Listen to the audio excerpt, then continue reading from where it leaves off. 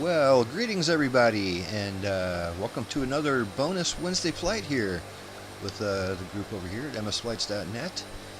My name is Lazerbolt. I'm the host tonight, and yeah, we're going to be taking a long haul flying from this airport here in New Zealand.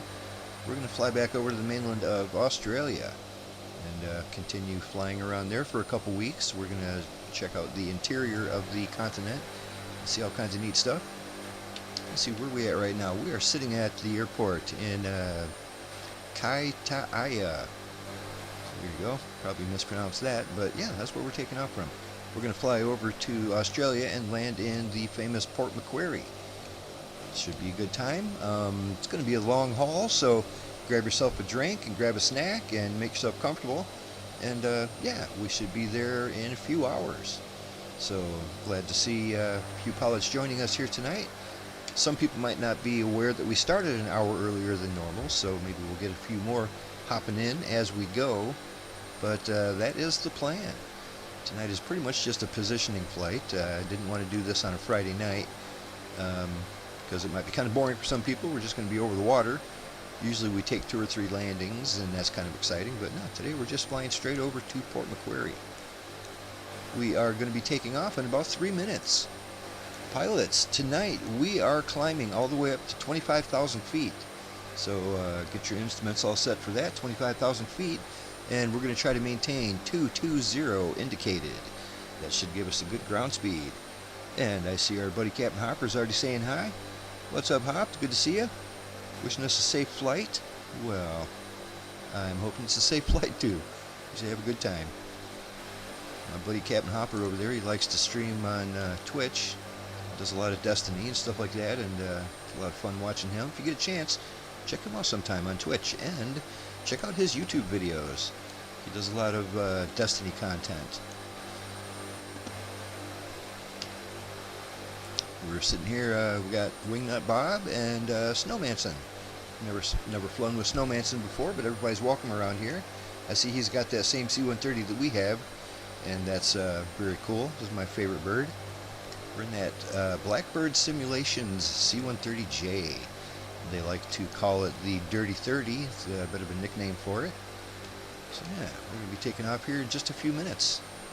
So check your flaps, check your systems. We're going to be turning slightly left after takeoff to a heading of 257. So count on turning left to 257. It should get us right on course. How are you guys doing tonight, Bob and Snow? Doing well, thanks. Nice. Yeah, having a good night. Appreciate it. Yeah, good. We don't fly too much on Wednesdays, but I kind of like it. It's nice to switch it up a little bit. Like I said, tonight there's not going to be a whole lot going on. We're just flying over the ocean. That'll give us a good chance to talk and solve all the world's problems and get these birds all figured out.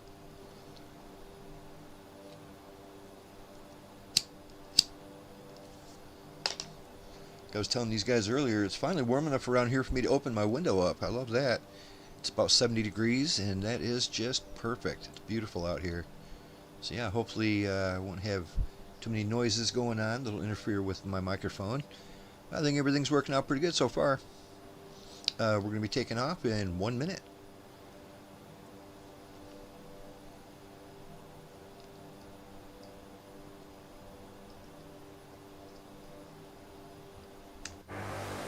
It's only been a few weeks, maybe 2 weeks, since we've flown this Dirty 30. I miss it already. This is my favorite. Oh, one of mine as well. Got an early morning start going on here right now. I'm at about 10 after 7 a.m., so 7:10 a.m.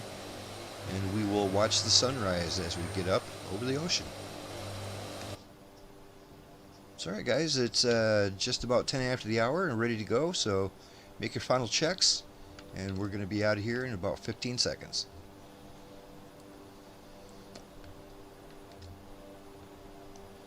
Take that handbrake off.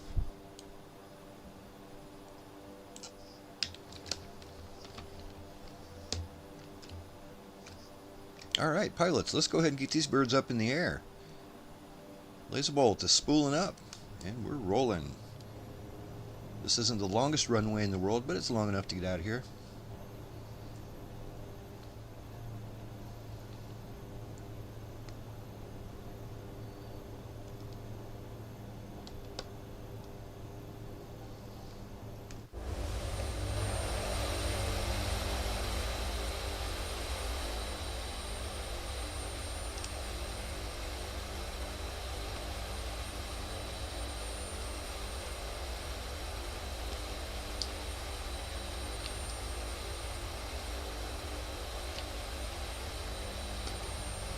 Beautiful early morning here. Yeah, everything looks good down there, doesn't it? Yeah, it does. I like when it's all lit up like that. Had a really good time flying around New Zealand, especially when we went to Hobbiton. That was a lot of fun. It's some pretty nice scenery they put together there. Yeah, they did a good job. That reminds me, I was telling you last week, I think, about that military base that I saw in kind of in the middle of Australia. I can give you the airport code for it if you ever want to look at it or work it into your flight sometime. Oh, absolutely, absolutely. Yeah, I got a I pen mean, and you paper don't right have here. to, but Well, got we're always looking for places to go, and that's definitely sounds like where we're heading, to the interior there. It might be a place that we've already visited once, but it was if it was a while ago. Yeah, what do you know the call sign for it? Got my pen and paper ready. let me get my paper out where I had that. I knew there's this one place sort of in the north that It is in the north. It's called Tyndall, and it's got a star. Oh, nice. I like those. And Tindal. Airport code is Y Yankee Papa Tango November YPTN. Yankee Papa Tango November. Right on. I will put that in the notes here. When we get up north, we're probably going to be checking that out. I was hoping tonight we'd be getting a little bit closer to seeing the Great Barrier Reef. That's going to be considerably north of where we're going to end up at Port Macquarie. When we came by the Great Barrier Reef about a month ago, it wasn't really in the game yet. They just added that a few weeks ago. Oh yeah, with the Australian update, yeah, Mm-hmm. that probably look a lot nicer now. Oh, I bet it does. I checked it out on the map, and you can actually see it on the map. It looks pretty good on the map.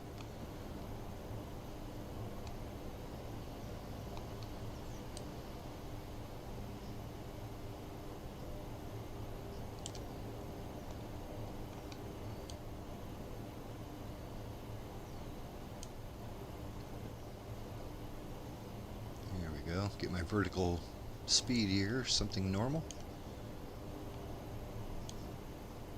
And we're on our way.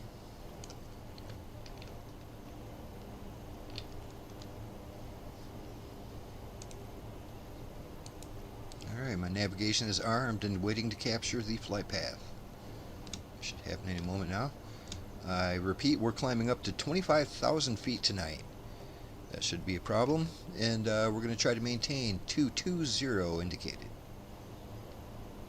I just got a message as a pusher fail. Not exactly sure what that is, but Pusher I'm fail. gonna have to. Yeah, That's I'm a gonna have to new look one. that one up. Yeah, I've never seen that before. That was like a system message, or was it a message from the game itself? System message on the dash up here with the engine instruments. Right. It says pusher fail. Huh. Hopefully that's not something you need.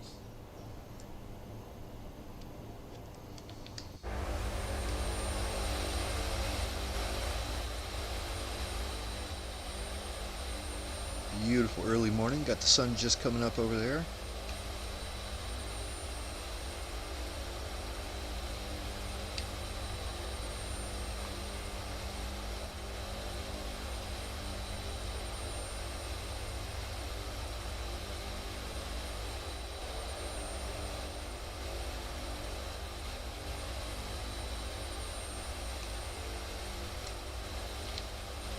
Yeah, Snowmanson, if you're looking for some in-depth tutorials for this Blackbird. I have a number of videos too, not just our Friday night flights, but some actual step-by-step tutorials on everything from the startup procedure to how to use your autopilot and how to do ILS landings and all that kind of stuff. So yeah, one of these days, if you're inclined to, go ahead and check some of that stuff out. I've definitely watched those. Otherwise, I would have been completely lost Right learning on. to fly this. Cool. Yeah, I thank you for watching them. Yeah, you may have noticed for this Blackbird C-130, there's not a whole lot of information out there about it. It was pretty much trial and error for me, just figuring it out as I went, and yeah, I made a couple videos about it. They've been doing well because, like I said, there's not a whole lot of information out there for people to find, and this is a great airplane, and a lot of people like it.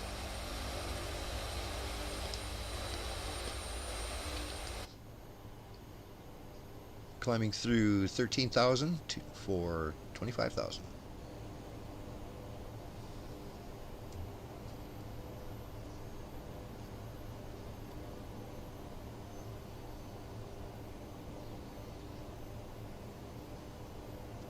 I'm going to bring my speed back down to 220 and hopefully keep everybody together.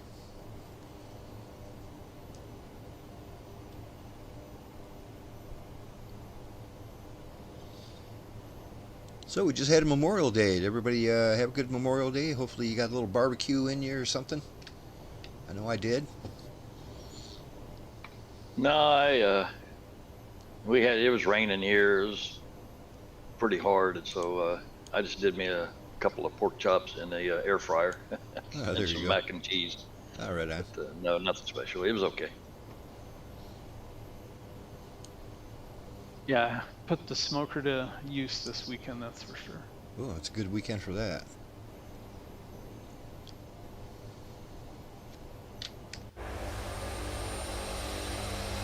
Yep, I grilled up some burgers and did it simple. It's hard to beat a good burger though.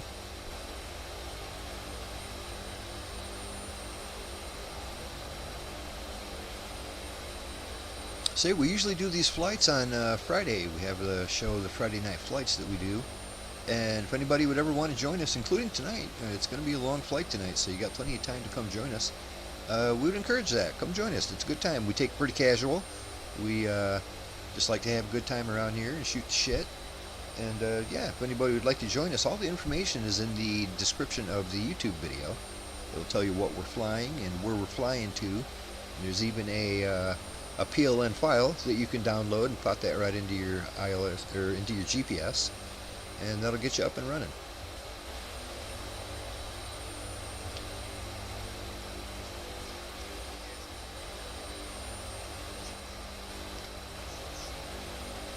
Well, ST Ngoyan, hi, right back to you, buddy.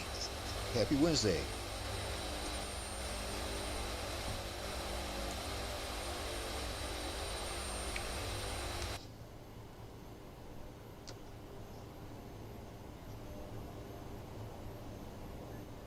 Alright, we're 18,000, continuing to climb. These clouds look really nice, especially when you're up above them.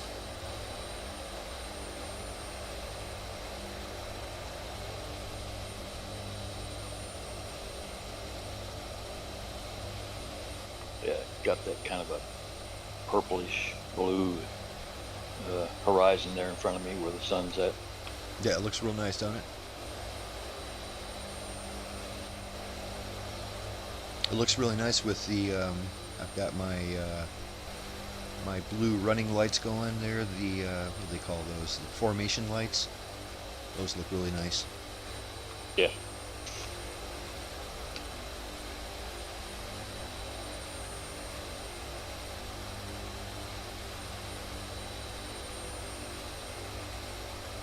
Our buddy Nguyen says he's driving and having a thunderstorm at the moment. So yeah, drive careful, buddy. We had a weird, like a little thundercloud. It was been the most beautiful day today. Nice and sunny, beautiful blue skies. But for like 20 minutes, a big black cloud rolled over and it was thundering and lightning. It didn't even rain. It was just thunder and lightning like crazy for like 20 minutes. and then it turned beautiful again. It was really weird. It was kind of bizarre. Well, I may have an issue here. My sim just froze up. Oh no. Yeah, It's always something. always. It's funny, Discord's working fine. I can see your YouTube channel fine. Right. Just the airplane's The sim stuck itself, in, huh? the sim is frozen. Well, if you're lucky, you can give it a second. It might catch up to itself, but that's a real shot in the dark there. Yeah, it's been several. It's already. I've been trying to wait it out, but it don't look like it's going to happen. Ah, that's a shame. I hate it when that happens.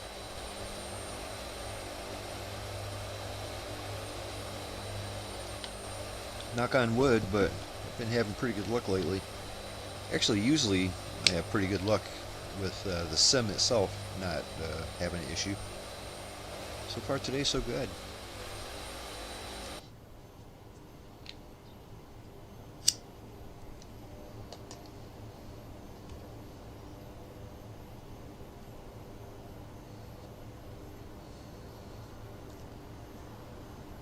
I got some bad news yesterday. My favorite Chinese restaurant no longer makes egg foo young. I don't know why.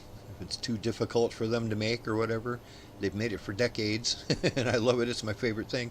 It's really the only reason I go there, is to get their egg foo young. They don't make it no more. I took it right off the menu. So I was a little surprised about that. So today I went to my second favorite Chinese restaurant and got their egg foo young. It was okay. It wasn't quite as good as the other guy's egg foo young, but at least they make it still. And much to my surprise, it was much cheaper. Much more inexpensive.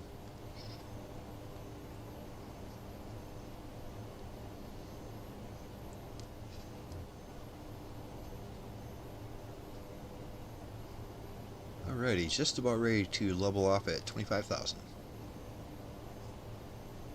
Alright. Well, I'm going to have to reload back in, but you press on, I'll catch back up. Right on. You can load in right behind us if you want, or you can cross your fingers and hope to catch us. It's going to be about a 3-hour flight, so you got plenty of time to try and catch us up here. Or I can use the funny key and slew myself right up there. There you go. The funny key. The time machine.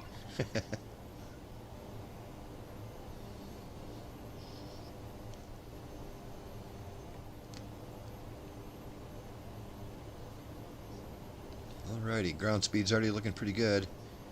I'm at roughly 200 indicated and climbing to 220. But I've got 295 on the ground speed, and that's climbing too. So that's what we want. We want to get that good ground speed going.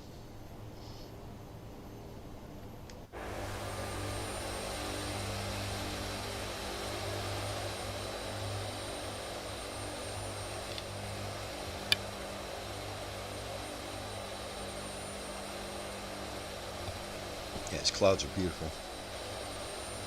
I'm not using real world weather. I like to fly these group flights in one of the pre-made weather configurations they got. This is the few clouds configuration. Although it looks like far more than few clouds, it looks really nice. I like it. And that way we don't have any surprises happening right in the middle of a stream. Oh, one of the things I don't like about actual weather is it's usually either completely gray and overcast or completely clear blue skies. It's you don't get a whole lot of in between sometimes, you know what I mean? So at least this, we got some nice looking clouds going on.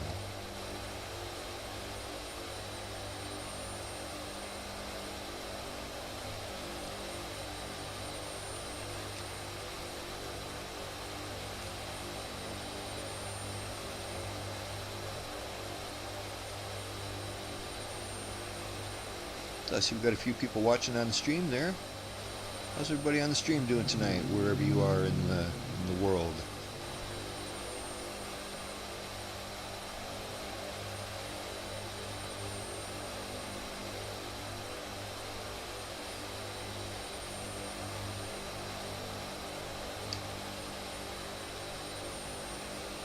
All right, Bob, I got you back.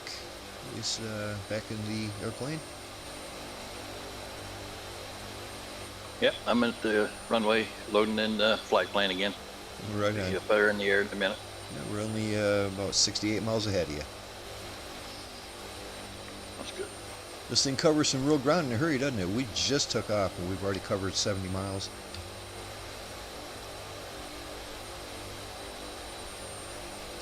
Mr. Anderson himself says, thanks. Always happy to see some propellers whirling in the sun. Yeah, me too. I like these props. He's asking, is this the Dirty 30 or the Captain Sim? This is the Dirty 30. This is the Blackbird Simulation Dirty 30. I love it. You can tell right away from the high-tech glass cockpit it's got going on here. And as it should, everything works. It's quite a bird. I really like it. Honestly, it looks more daunting than it actually is. With just a handful of controls, you can really get it to do anything you want.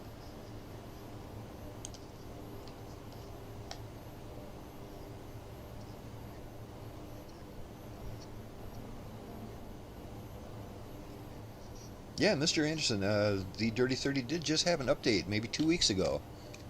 And it was a good one. I don't usually have too many problems with it, but it fixed up a few things, clarified a few other things. It's pretty nice.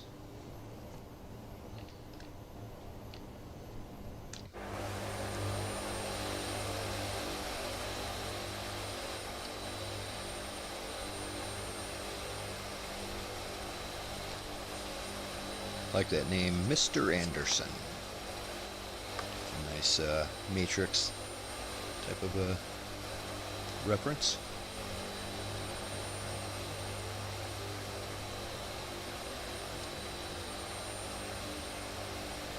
Yeah, I don't know if Mr. Hopper or Captain Hopper is still listening, but yeah, buddy, I'm still waiting for. I need to hear your thoughts on what's going on with Destiny. I'd like to see you make a video about that. I don't play too much Destiny myself, but or Destiny 2, I should say. But he plays a lot of it, and he really enjoys the game a lot, and I would like to hear his thoughts on them. Basically, they're going to stop updating it as much as they used to. And, yeah, it's a big buzz in the community right now, so yeah, I would love to see a little video about that. I think a video like that would do really good right now, too, because it's kind of fresh, and there's a lot of people looking for information about that, or what's going on, and what they can expect in the future.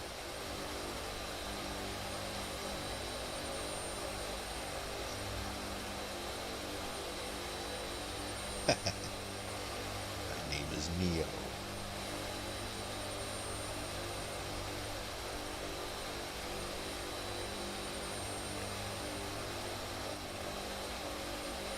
Like I said, I wouldn't be too surprised if we get a few people joining us here and there, because we started about an hour earlier than we normally do, and some people might not realize that. So when it gets more towards the top of the hour, we might have a few people joining us thinking that they're just coming in at the right time.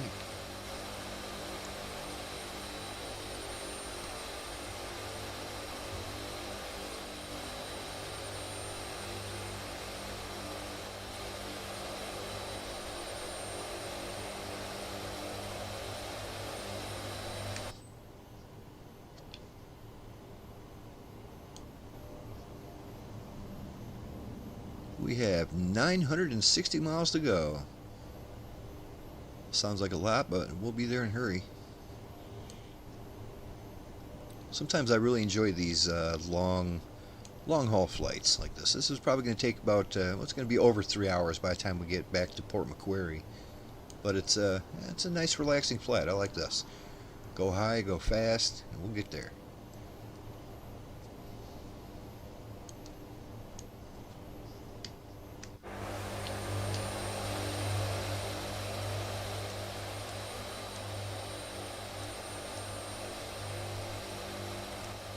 We got a whole lot more of Australia to explore. When we got to Australia, we just kind of went down the coast here, checked everything out until we got down to Tasmania, and that's when we hopped over to New Zealand in the first place. Now we're heading back. There's a lot of really cool stuff to check out here in the interior. The problem is the airports are a little more few and far between, especially compared to what's on the coast. But yeah, a lot of neat stuff to check out. Some cool natural rock formations and some neat cities, and even a military base or two.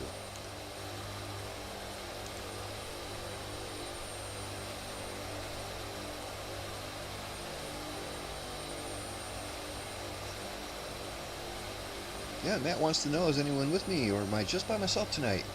No, we got 2 other pilots hanging out, so that's good. Yeah, we got our buddy Snowmanson hanging out, and Wingnut Bob.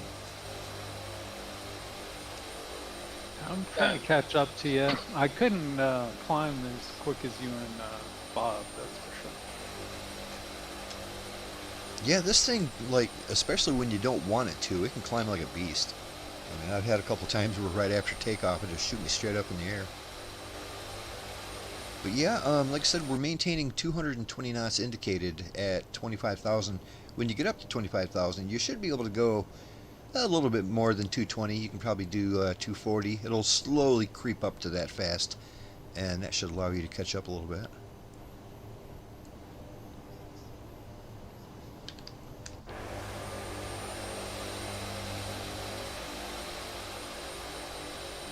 I'm guessing our buddy Longhorn, he's probably still on vacation. Took a little RV trip with his wife.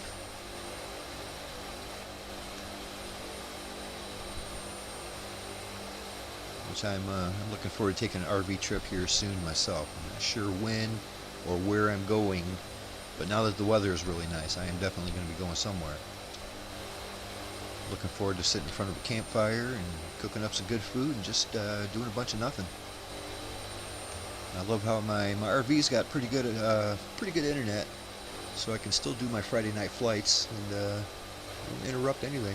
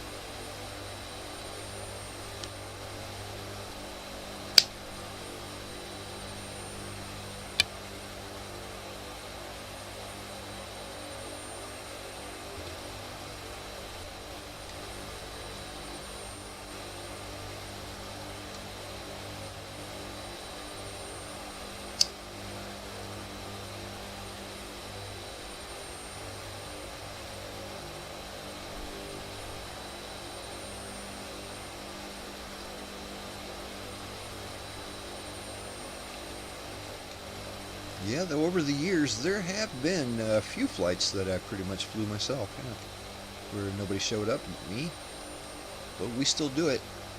We've been doing this for 14 years, so yeah, that happens occasionally. I said usually we do this on a Friday night, but tonight's going to be a little more of a mellow, I hate to say a boring flight because we're just going over water. No flight's boring. I really enjoy the aviation end of it, no matter what we're doing or where we're going. But yeah, it might not be as exciting to watch as it normally is on a Friday, where we take a bunch of landings in different places and check out stuff. And there's not a whole lot to see on this flight. It's just a lot of clouds and a lot of water. But a nice long flight. That's a good relaxing time for me. I love that. Grab yourself a cocktail and a snack.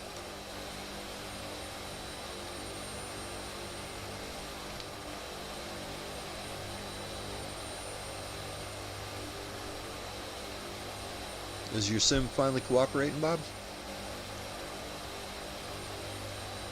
I had an issue with the autopilot on takeoff, so I had to reset, but I'm rolling again. I'm rolling again. Yep. Well, you got plenty of time to catch up to us, that is for sure.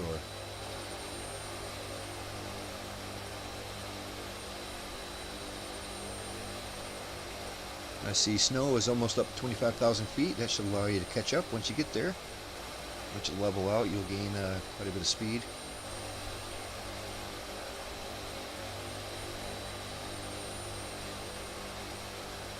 Matt wants to know, are we doing this because the usual gang on Friday can't do this long flight and you want to get back to Australia?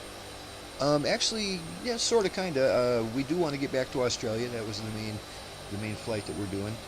But yeah, I just figured this wouldn't make Friday's like our main show, Friday night flights. This is more of a bonus episode, just a positioning flight. And like I said, I didn't really want to do this. Like I said, I don't want to call it a boring flight, but it might not be everybody's cup of tea just sitting here watching us fly for 3 hours.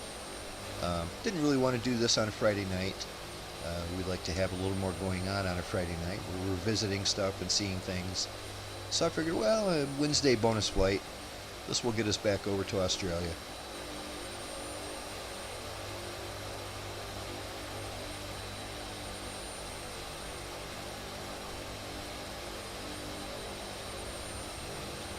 It's pretty unusual when we fly on a Wednesday. This is really only the second time we've done it in the last year or so.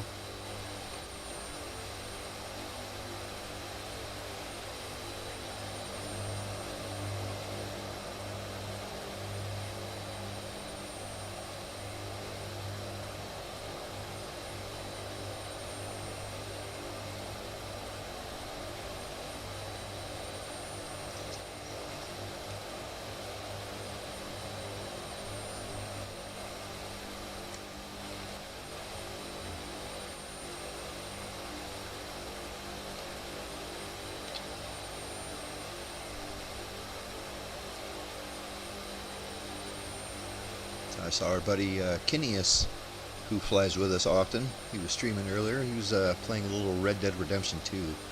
I love that game. It's always fun. That's one of those games where it's so good that it's fun to even just watch somebody play it, because it's just so good, so well made. The graphics are great. Just the environments are awesome, and Cowboys really makes for a great game. I really like the setting that it's in. Yeah, it's very cool. It's not your typical bang, bang, bang, shoot everything in sight kind of game. It's a nice cowboy atmosphere happening. You ride your horse around and do all kinds of cool stuff. Yeah, I was watching a few videos on that. I think it was yesterday, matter of fact. Yeah, it's a great game. It really is. And the single player story is absolutely amazing. I think that's what he was playing. He was in Chapter 2. But that's one of the best stories in any game you're ever going to play. It's absolutely fantastic.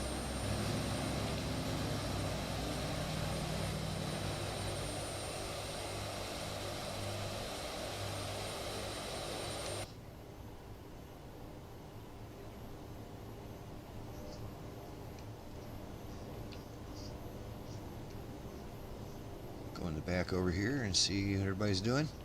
All right, I got a new tactical officer back here. Black shirt, ripped up jeans. Right on. Hopefully he knows what he's doing. Once again, he's probably just hanging out by the microwave, waiting for his popcorn or whatever. And yeah.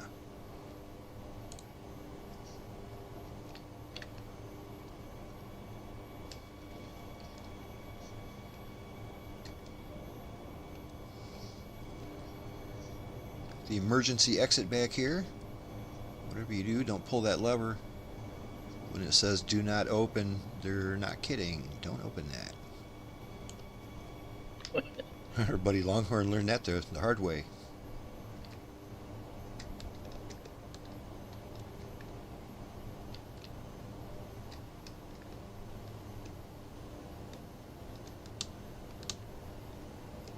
Oh, one thing I forgot to do was check my fuel before I left, but I think we're good. We got 28,000 pounds of fuel going on here. Yeah, should be fine. Plenty. Yeah, here I say it should be fine, but I ran out of gas last week. It wasn't in this airplane, but I ran out of gas. Yeah, I did. I did too. I was the first one to notice it. Yep. I ran out first. You even said something, and I still ran out of gas. I do recall saying, hey, everybody, check your fuel. Check your fuel. Yep. I just ran out. Yep, you absolutely did. And I was like, I think I'll do it. It'll be just fine.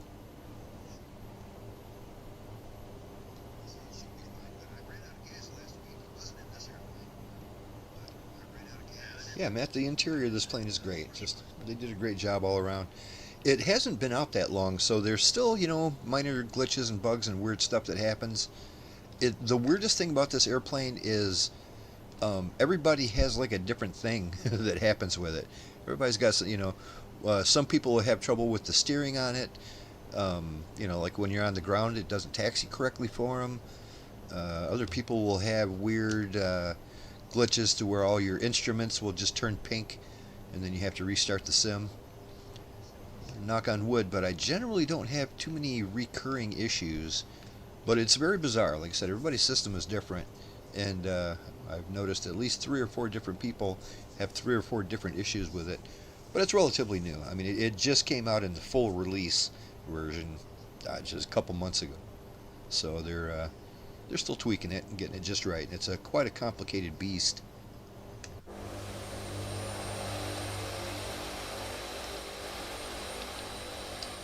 So I don't know if when we get to Port Macquarie, if we've got any kind of ILS approach that we can do. Let's see here.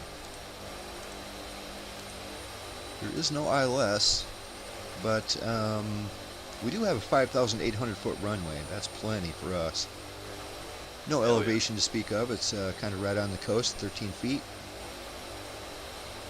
So yeah, pretty sure when we get there, we're going to be landing on runway 21. So count on that.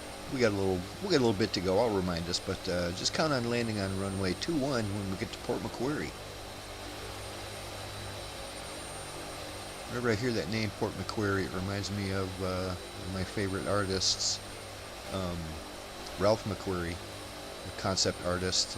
Did a lot of movies and stuff. In particular, did a lot of Star Wars stuff. A lot of the Star Wars ships and locations that you've seen, he pretty much came up with it.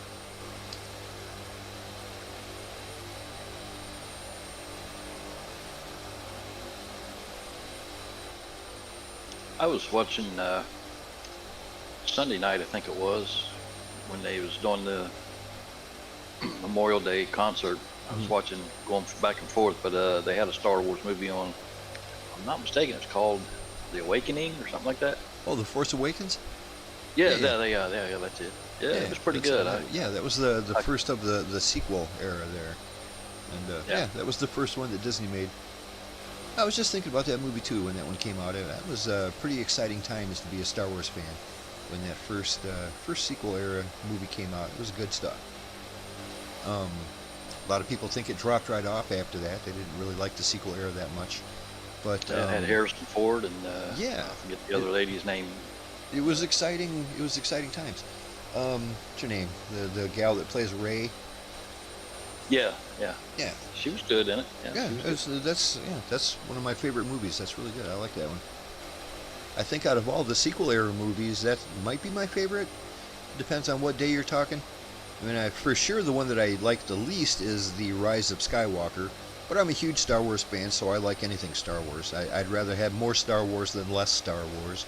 So even though it's not my favorite movie, I still like it. But that Force Awakens, when that first came out, that was a pretty good time to be a Star Wars fan. There was a lot of excitement in the air.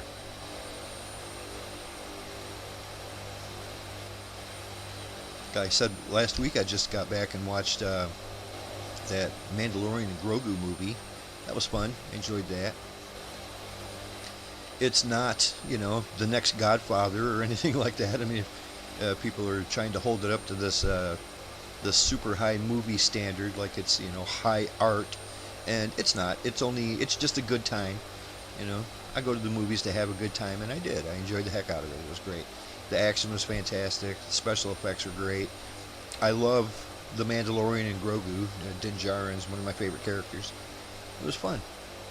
I even wore my full Mandalorian armor from head to toe and went to the movie theater. Got some strange looks, but at least I was there for the right movie.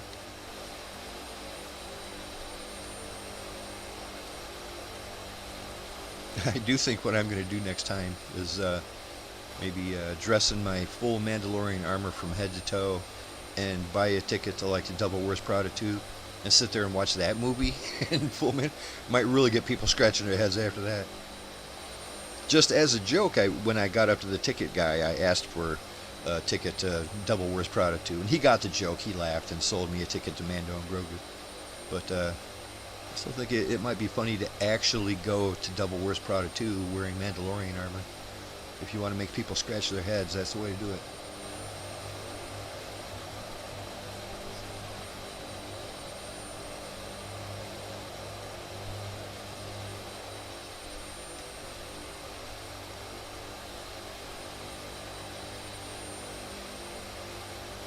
Heard on one of your previous streams talking about Project Hail Mary. I still haven't gotten to see that yet, but Yeah, I'll me catch too. it before Me it's too. out of the theater. It looks fantastic. I can't believe I never went and seen that. There's very few movies that make me want to actually go to the theater and see it, and that's one of them. That looks really good. I read the book, and that was great. A really, really good book, written by the same guy that wrote The Martian, and the guy does a good job on those. At this point, it looks like I'm just going to have to wait until it comes up. Well, you can already watch it on streaming. One of these nights when I'm bored, I'll go ahead and watch it. Of course, it won't be as good as seeing it in the theater, but it's still, if it's anything like the book, and it is, it's a good watch.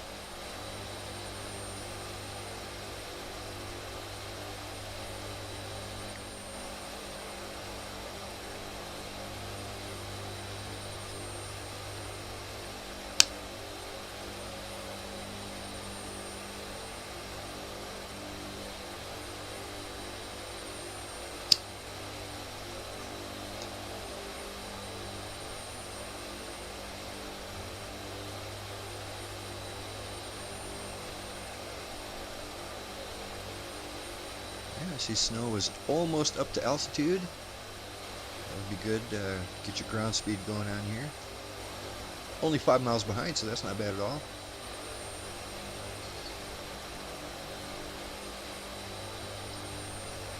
Now, I could slow down, but I think once you guys both get up to altitude, you'll be able to catch me. It's going to be a long flight as it is. I got you in my sights now anyway. Got you back there, Bob. That's our buddy Wingnut.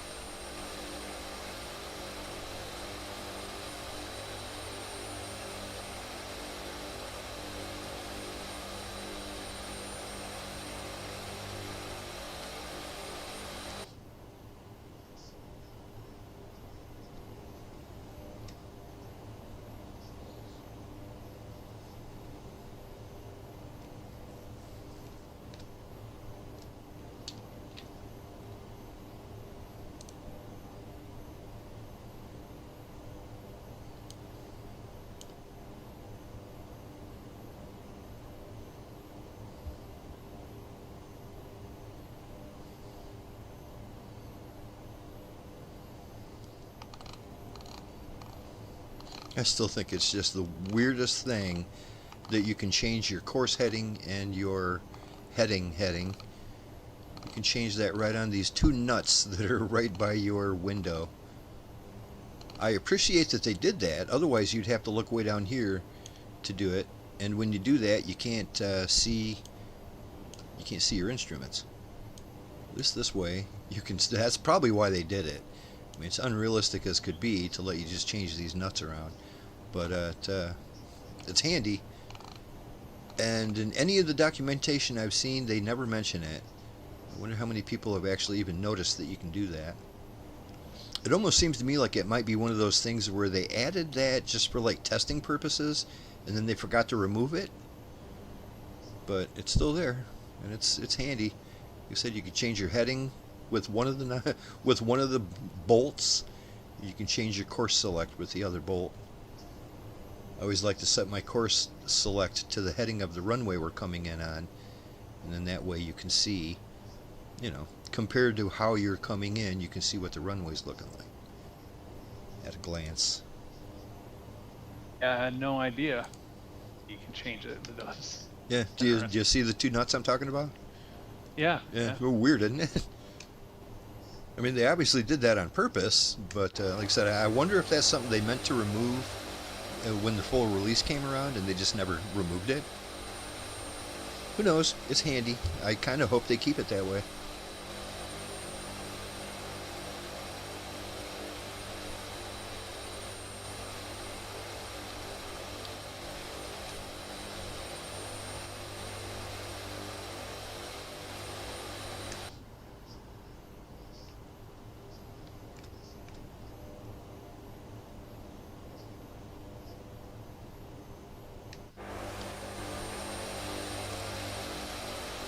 Alright, turning into a beautiful day here now that the sun's up.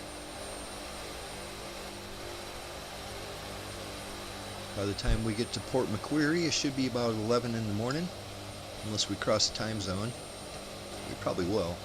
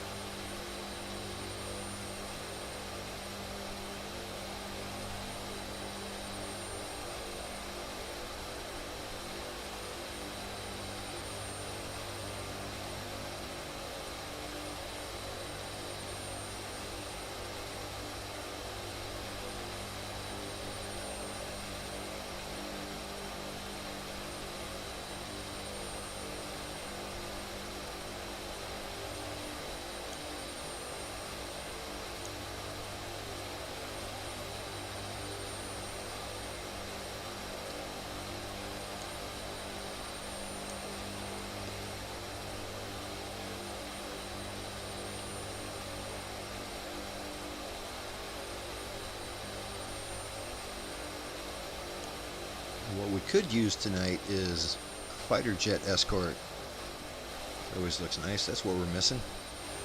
Somebody needs to hop in here with that F-16. Or is it F-18 they give us? I think it's the F-18. Hop in here with that thing and catch up in a hurry.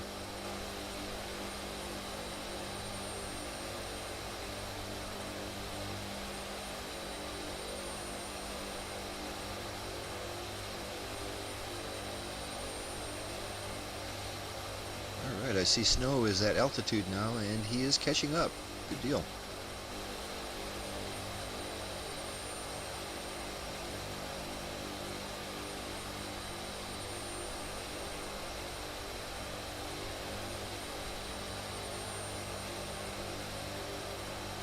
When it comes to these big birds like this, 5 miles isn't that much. Got Bob less than 2 miles back there. He's catching. Good deal.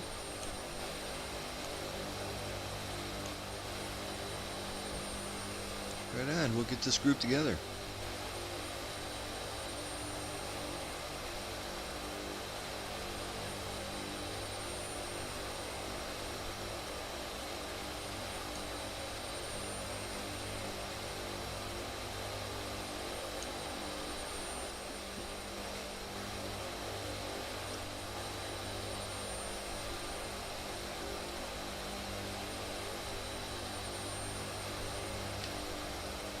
Yeah, a show on Netflix I just recently started watching is, heard a bunch of people saying how good it is, and I've seen a few things here and there about it and it looked pretty good, but it's a show called One Piece. It's like an anime show, but they made it into a live action thing. It's in the 2nd season already now, but I started watching the 1st season, and yeah, it's pretty good. It's goofy, and that's alright. I like goofy. But it's, yeah, pretty good show. I don't, like I said, I've never seen the anime, and I probably never will. But the show itself is entertaining. I like that. It's colorful and over the top, and it's a lot of fun. I'm about halfway through the 1st season right now, and looking forward to watching more of that. Kind of a pirates sort of thing. It's, like I said, it's a little cartoony. It's a little, I wouldn't say it's childish, because it's, you know, it's got some pretty heavy stuff going on, but it is goofy. There's strange characters, and everything's way over the top. But it's fun, and I'm enjoying that. I'm glad somebody turned me on to that. It's called One Piece.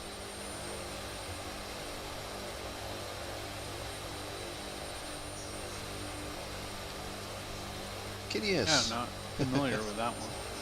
Yeah, I see Kineas hopping in, wishing us a cheers and a good flight. Yeah, I was just telling these guys I was checking out your Red Dead Redemption stream. You were playing some Red Dead earlier. And yeah, I love that game. It's a really fun one.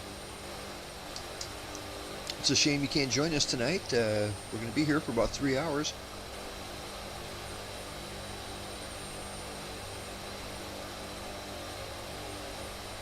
Yeah, I think that One Piece show is pretty popular. Like I said, with the right group of people, it's quite a popular show. I had a number of people tell me that I should watch it. They said that it's something that they think I'd like just because it is colorful and goofy and just, you know, it's fun. Yeah, they're right. It is. It's pretty good.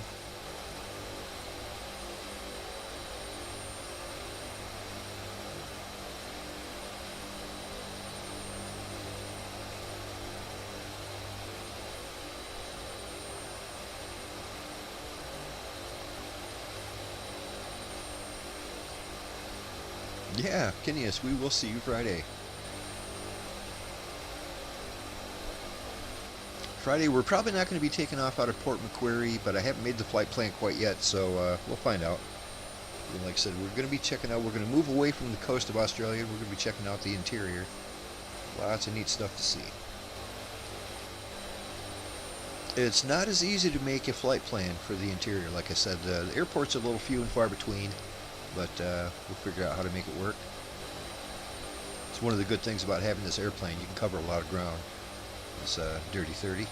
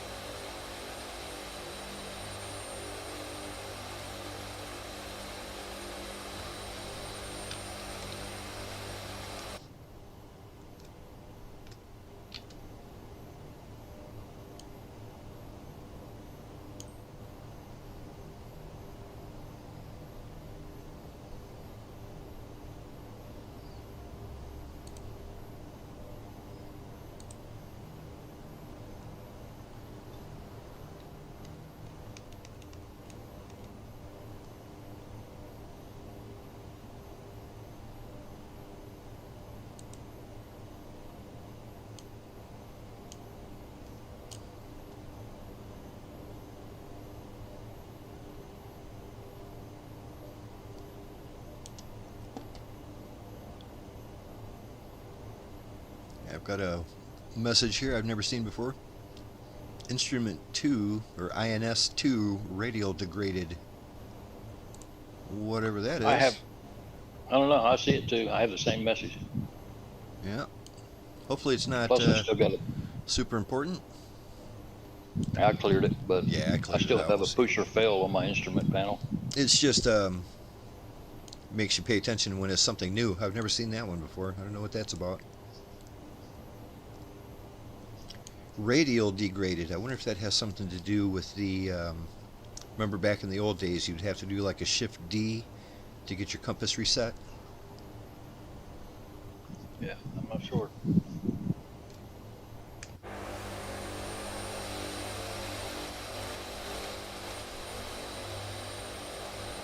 Oh, there you are. Got you right up here next to me, Bob.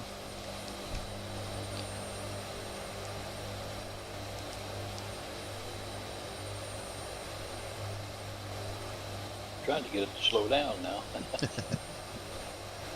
You caught right up.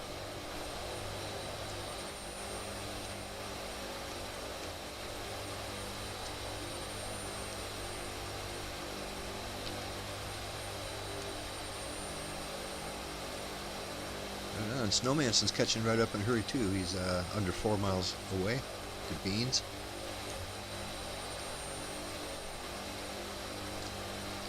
I think top speed I was only getting between 234 and then sometimes 230 at this altitude for true indicated airspeed anyway. It could be. Could be. Yeah, Matt mentions maybe that radial degrading has something to do with us being over the ocean.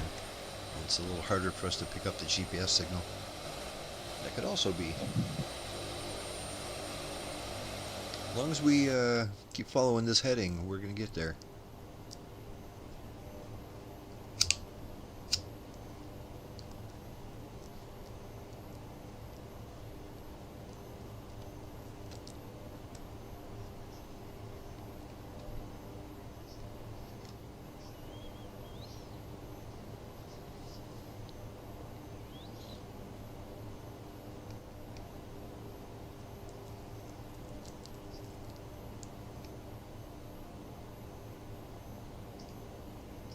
Yep, got that long stretched out version of that C-130 over there, Bob does.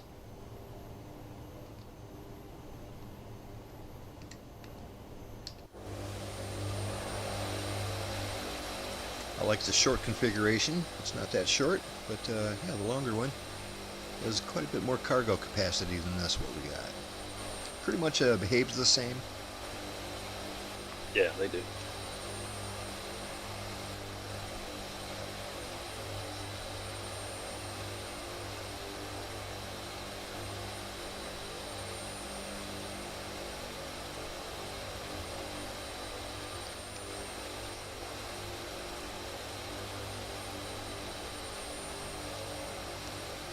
Are you using actual weather, Bob?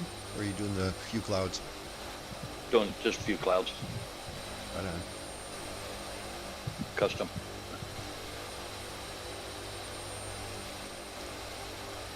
Yeah, mine's a little customized too. I did the few clouds, but I always raise the cloud layers up a little. So if we're below like 8,000, we're not going to have a bunch of clouds in the way.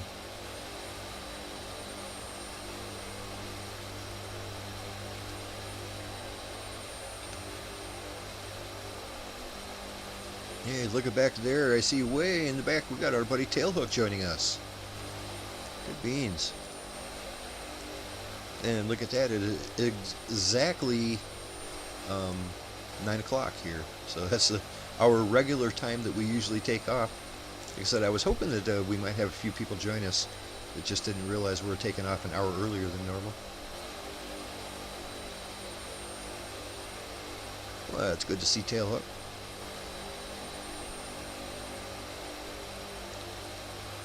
Tailhook shared a couple things with me.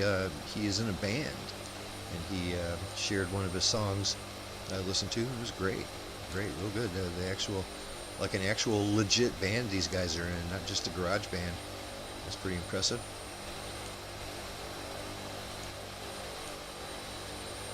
And it's the kind of music I like too. I'm not even sure what you'd call it nowadays, but it sounds like good old 80s, 90s rock and roll, metal, you know, pretty cool.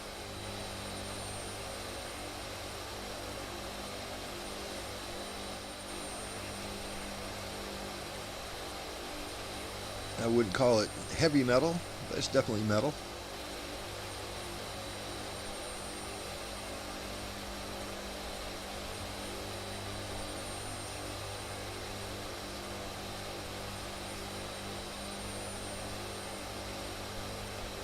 Yeah, he calls it 80s rock. Yeah, it's definitely... I was listening to a lot of 80s rock back in the 80s. Matter of fact, I was in a band myself back in the 90s. We did pretty heavy stuff, little heavier, but it's one of those things where it's like I love listening to almost any kind of music, but when it comes to playing it, especially back then, the heavier the better. We're big into Anthrax, Danzig. We played a lot of Tool. I've always been big into Tool, and yeah, that was the kind of stuff that we enjoyed playing. For some reason, it's just like that extra energy. It just, when it comes to playing on stage, I would really get off on that. That was my favorite. When it comes to listening to music, it was a kind of a different story. Hey, speaking of Tailhook, here he is. How you doing, bud? Bad. How about yourself? Yeah, good. Good to see you, man. Happy Wednesday. Yes, sir. Same. Yeah, we started about an hour earlier than we normally do, but it's a long flight. We'll have plenty of time up in the air. Let me kind of catch. You got a bad echo. Did you say something about you're flying the C-130 tonight? Yeah, I was going to, but so I'm joining late. Had band practice earlier. So you ain't a F-35? Yes, sir. Well, that thing should catch us.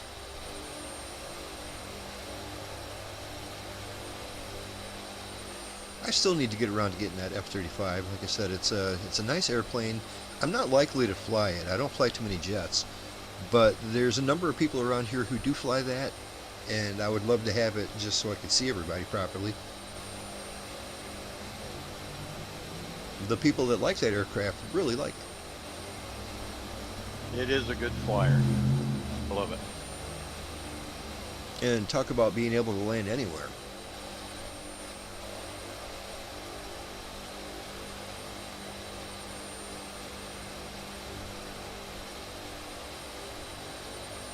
It's a lot of fun if you have one of the carrier add-ons to do those carrier landings, that's for sure. Oh, I bet.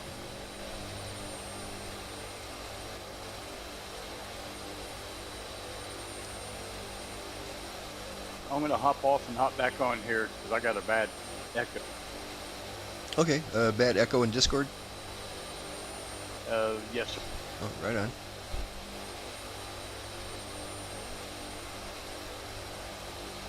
You know what it is? Maybe you're listening to the stream at the same time. Of course, that wouldn't be an echo. That would be. They're pretty offset, so I don't know how that would work.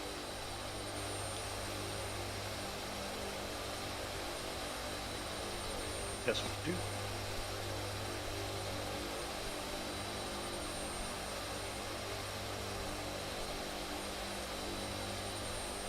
This one too.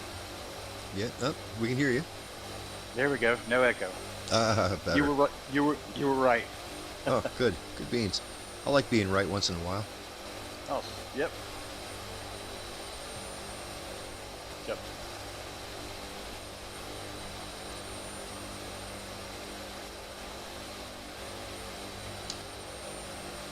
Well, we're making good ground here. We're maybe a quarter of the way there.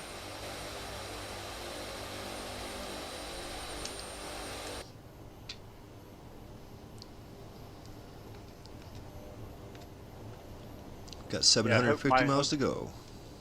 My hope is to be in the Herc Friday. Oh, right on. Yeah, we're definitely going to be in the Hercules for quite a while. I said most of our trip through Australia, we're definitely going to be in the Hercules. It's our number one plane. It's pretty rare we fly something else.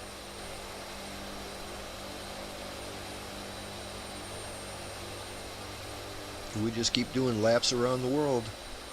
Yep. Now the one that I did get, I got the Captain Sim one. Mm-hmm. Yeah, I like that one too. I don't fly it as much now that this one came out. Right. You know, since this one's been out. But that was at one time my favorite aircraft for years. Until Blackbird came out with this one, and I just fell in love all over again.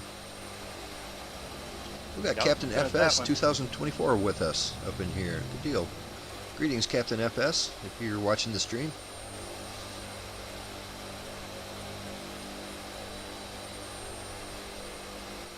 So are you getting used to that Captain Sim Hercules? Yeah, I'm getting there with it. I just, I'm following what you have online videos. Right on. Yeah, I love the cockpit in that thing. I mean, it's not high tech like the one we're in, It's all steam no. gauges and stuff, but I love it. I absolutely love it. Everything works like it's supposed to. It's really kind of simple. The startup procedure is more difficult than in the Blackbird. The Blackbird's all electronic. You pretty much just say start and it starts. But other than the startup procedure, the rest of it's kind of simple. It's missing a couple of the bells and whistles. I wish it had an altitude hold. Well, it's got an altitude hold, but you can't select what altitude to go to. You just got to hold your altitude when you get where you want to be, And that's not too bad, unless you're not paying attention. You go right past it. Oh, that happened. Which happens to me every time I fly it. Yeah. The same thing with the speed. It doesn't have a speed hold, so if you don't have it balanced just right, you'll find yourself going way too fast or way too slow if you don't pay attention. But it's a great bird. I love it. Yeah. Hey, how the 2020 version that we've been flying in this sim, it wouldn't let you start with the GTC and everything before. Right. I tried it a little while back and it worked fine. It cranked right up and everything was working. And that's using the 2020 version in the 2024 sim? Well, that's handy. Yeah, very cool. The H model that we've been flying the 2020 version, the H model. Yeah. Yep. Well, that reminds me. That reminds me to mention to Tailhook that when we do fly on Friday, don't use the 2024 version of the Captain Sim one. When you buy it, they give you both. Use the 2020 version, and the reason is, for some reason, the 2024 version looks really weird in multiplayer. We will see you'll look like a bus. You won't have wings, you won't have nothing. It'll just be the interior of the aircraft. And it's been that way since day one, and they've never fixed it. But if you go into your list of aircraft and uncheck the 2024 version and check the 2020 version, you'll look perfect. You'll look just like you're supposed to. So, and it's pretty much the same airplane. You might not have a co-pilot, but that's not a biggie. Yes. Your co-pilot. Right. But that's something that, we've been dealing with for a long time. People buy that aircraft and then we can't see them. Gotcha. And it's only because, the 2024 version is borked somehow. It's got something wrong with it. Yeah, I was actually thinking about getting the new one that you have as well. Yeah, the Dirty 30. It's good. It's not cheap, but man, That's if you right. like the Hercules, this is the beast. $40 now, I think. Is it? Full Yeah. version. Yep. Yeah. It's great. It's absolutely great. It's cheaper than a lot of stuff I've been seeing in marketplace lately. My goodness. Oh yeah.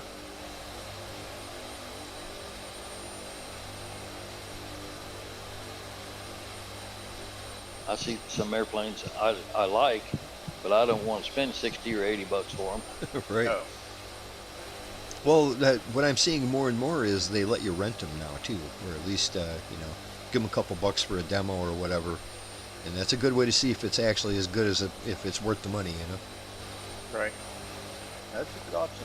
And one of the things is, for anybody listening, that this Dirty 30 we're in, this Blackbird, not actually in the marketplace. You have to actually go to the Blackbird website and buy this one. Yeah.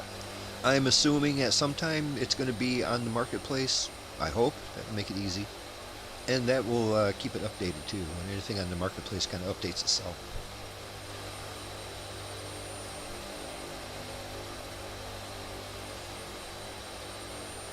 But it's a good bird. Definitely the Blackbird one. It's fantastic. I'd say it's worth the money. But I'm a huge Hercules fan. I'd buy any of them out there. I've had bad ones though. I've seen back in the day FSX. There was a couple like people just kind of sort of tried to make one and it wasn't good. It's a good thing they didn't charge for it. But this Blackbird one it's very complex and they did a great job modeling all that. It's a good looking bird when I'm flying around it. For that. Mm-hmm. Yeah, I've always been, into the faster aircraft, sensor fighter. That big. Yeah. Yeah, And I've always been drawn to props myself. Yeah. I think it all comes to my father. I was actually born at Nellis Air Force Base. Nice. Yeah, and Dad worked on all the everything, P-80, F-4, as tech sergeant. Excellent. Excellent. Yeah. Right on. Another That's military right. brat. Yes, sir. Yeah, Yep. I was my dad was a Army helicopter pilot. So, yep. I was Awesome. born in Colorado Springs and been surrounded by helicopters my whole life. It's really odd that I don't tend to gravitate towards helicopters when we fly. I love helicopters, but give me this C-130 any day, man. Let's go. But And I that was for lucky sure, enough to probably work with you on- too. That kind of leads to your love of aviation, just being surrounded yeah. by it like that, and you know. Yeah, the one good thing where I'm at, I'm probably an hour away from the gym in Ohio. Nice. Take my grandsons there and try to get them into it. I got my youngest grandson. His favorite plane, he always says, the F-35B. Cool. Grandpa accommodates. Yeah, he flies it on here too. Well, and he already knows. He already knows what he likes. Yes, sir. Yeah, one thing I noticed, like when my dad retired, I just, you grow up with that. I was born in the military, and there's always around helicopters and aviation, and then my dad retired after 20 years, and I was about 10 years old, and we Yep. moved here to Michigan, and it I don't know, you get used to seeing helicopters every day, up close. And all of a sudden, no more helicopters, no more airplanes, no more nothing. Yeah. You know what I mean? It's totally different. And that kind of even further increased my love of aviation. I just missed it. I missed being around it. I miss smelling it, so I've just always been into it.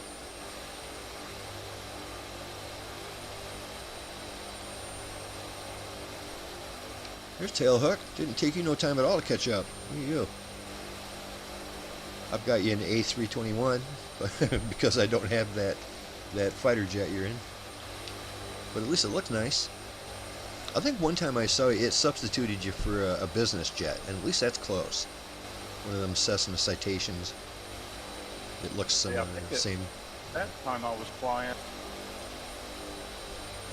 the F-8. No, I can't. Right. Well, the F-18 I always see you properly because that's actually that's a default in the game one.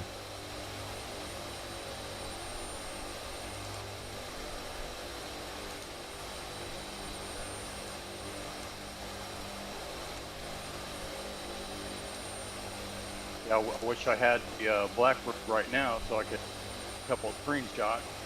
Right. Yeah, if I was flying the Captain Sim Hercules, you'd see me perfectly. Yep. Unless I was in the 2024 version. Plus, Which version of the Captain Sim one did you get? The H, J, or they got a different one too? I got the J. Right on.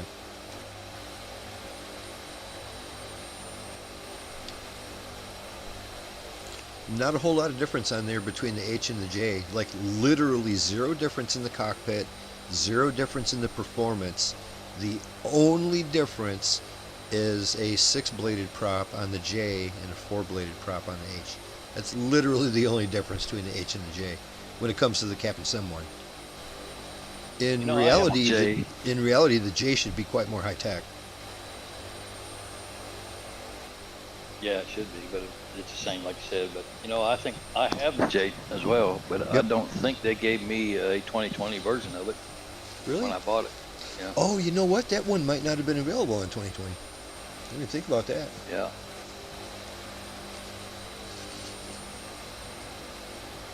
Yep. Because I don't have the 2020 version of that one. That's why I have the H as well, so I just fly the H.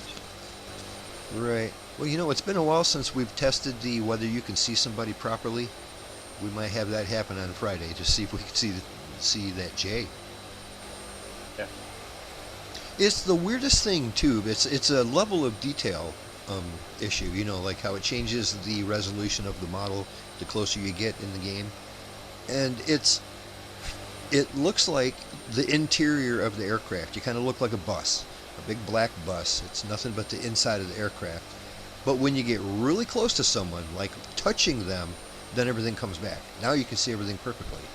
But as soon as you get 3 feet away, it just goes back to looking like a bus. And it's been like that for years, and they haven't fixed it. I mean, I don't know how popular flying in multiplayer is, but it seems like somebody would have mentioned it to him by this point, say, hey, you know, Captain Sim, there's an issue with your airplanes on, you know, in multiplayer. But they haven't done anything about it, so I don't know.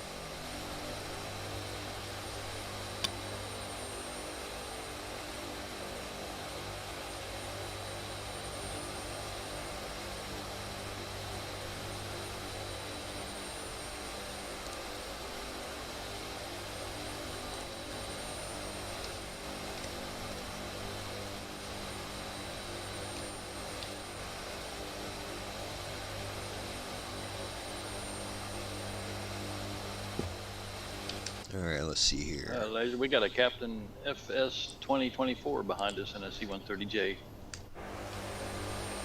Right on. I saw the name tag, but I did not notice what they were in. That's a C-130J. Oh, but it's a long configuration, which means the Blackbird one. So yeah. Yeah. Excellent. Look at all the Blackbirds up in here tonight. Let's go. Love it. I really shouldn't call it a Blackbird because that's the one thing it is not. I mean, you get what I mean when I say the Blackbird, but it's this is C-130. A Dirty 30 is more proper. But I hear they're moving away from that name too because it's just a nickname.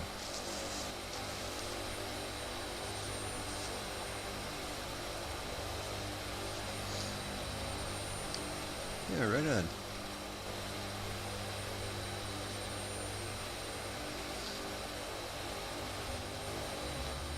Yeah, I got tail hook and a nice Alaska paint job.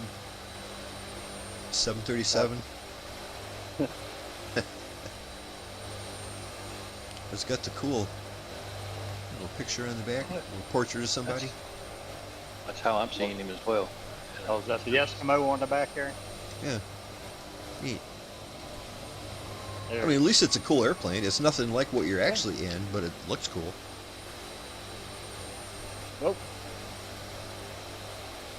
I would rather see a bad substitution than nothing.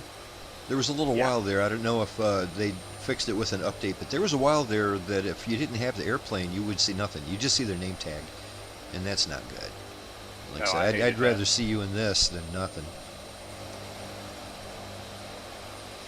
Yeah, let my speed get away from me. It's easy to do.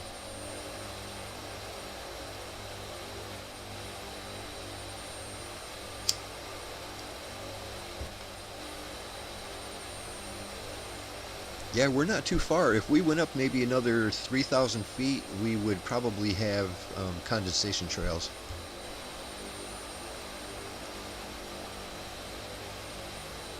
Looks cool. Probably isn't the best for frame rates, and you got a whole bunch of them together, but it looks cool. Yeah. This this Blackbird's already a little bit of a frame hog. It's understandable. It's super awesome, complex. But you get a few of them together in multiplayer, and it does. It'll watch your system resources.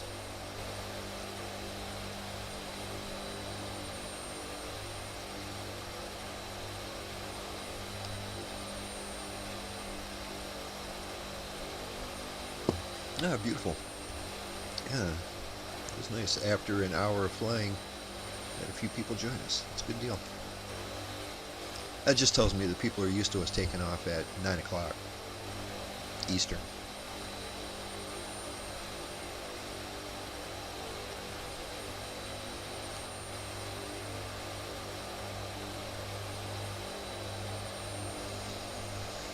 Oh, Captain FS 2024 is in that long configuration one, has dashes of orange on it. I don't know if it's a Coast Guard variant, but it does have like an orange nose and tail. Yeah, I used to fly that one. Is that a Coast Guard? I think that's no, I think it's the Arctic C-130 Air Force C-130 Oh, okay. for the Arctic. Right. It's cool. It's a big long one like what you got, Giggity. Yeah.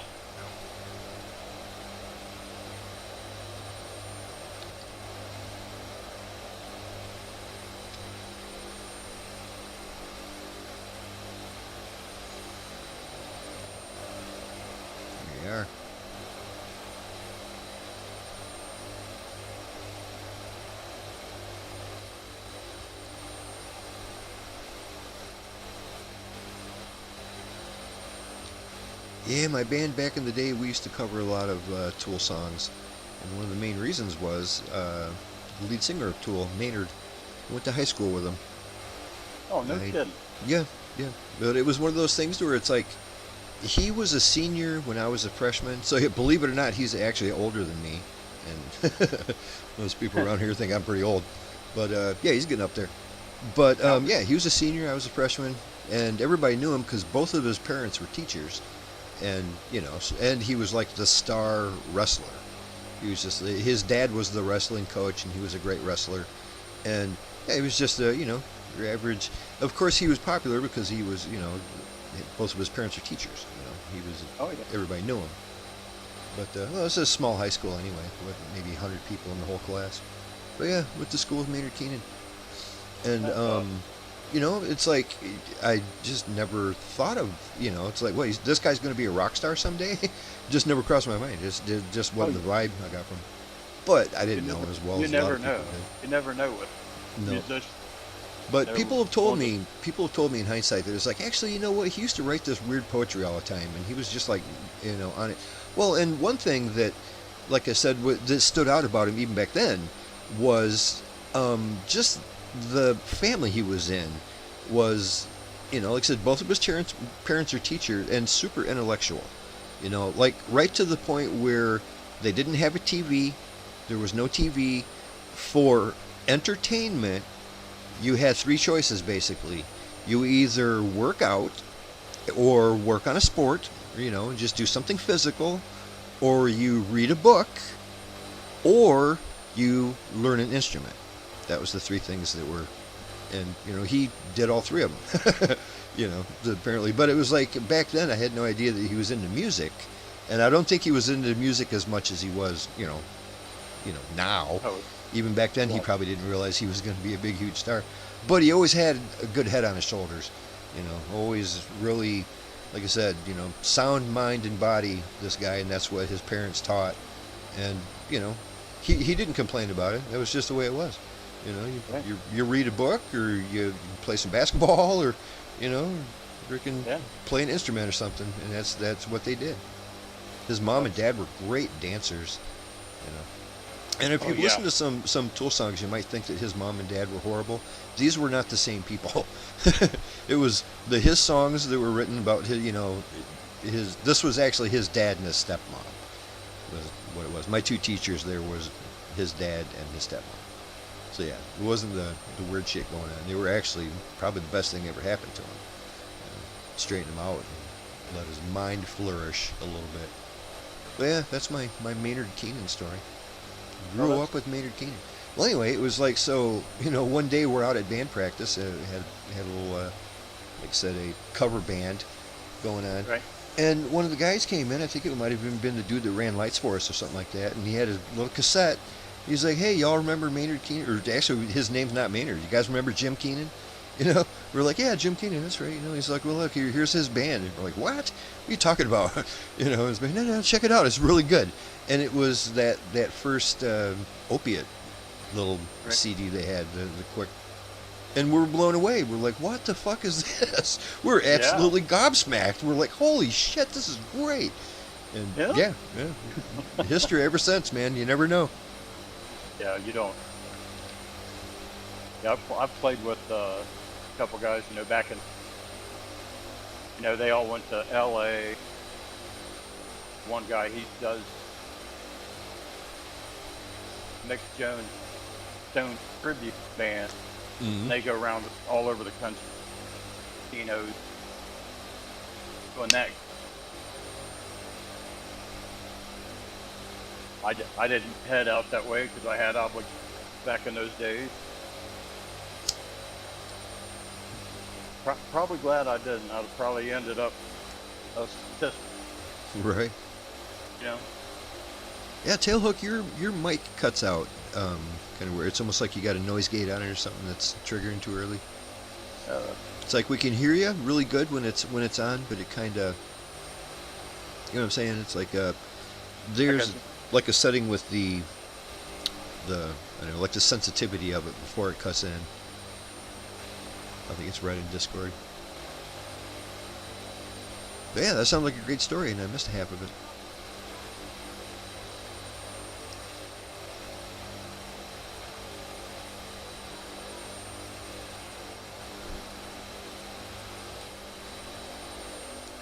Look at all these Blackbird Dirty 30s up here. This is great.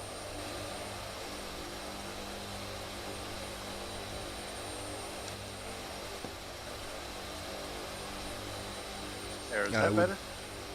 Yep, go ahead and test it again. That's what. Hear me now? Yep, I could hear you fine. It's just like it keeps, Yeah. like I said, the... There was some. It was noise suppression. I had that clicked on. Okay, right on. I think some people could use more of that because you keep hearing everything in the background, but yours was set a little too high. So yeah. It's all quiet where I'm at.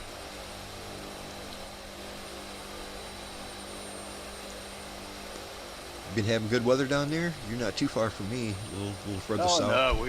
No, we've been slammed with rain the past few days. Morning, Oh, it really? really came down, Alright. and the ground's saturated. Now it's Well, we could probably So- use some rain, but yeah. We had a lot of rain here in the last few months or so. Well, we're finally hitting like 70 degrees, and it's just comfortable as could be. yes. Love it.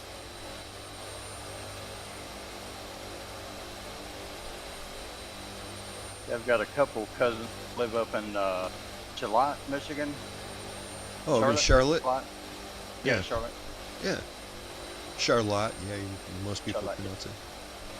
That's cool. That's not too far from you.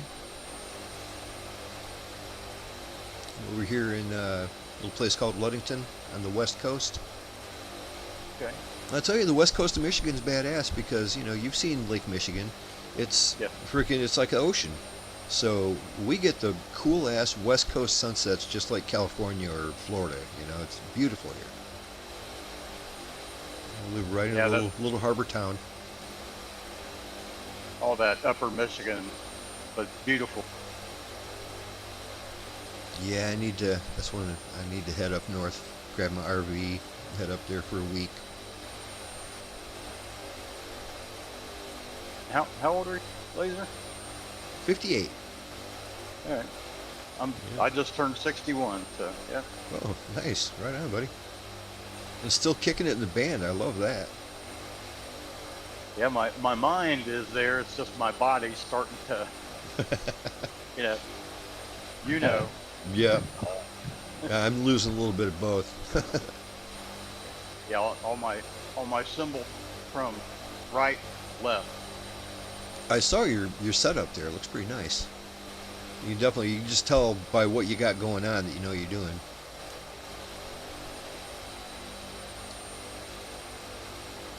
Yeah, I see the Cap F up here in E2. Oh, really? Yeah, he's in the Dirty 30 like the rest of us. It says C-130. Well, it's the Dirty 30 C-130J, not the Captain Sim C-130J. You know Now what I I'm wish showing they him in the did? Canadian. Pardon me? Now I see him in the Canadian. Before it was orange, like the Arctic C-130. Now it says Canada. It's kind of hard for me to see. I got the sun right behind him. But I could have swore he had that orange tail looking thing. He did. Yeah, I saw that too. It changed on us. It'd be hard to do that mid-flight, but maybe he did it. I don't know.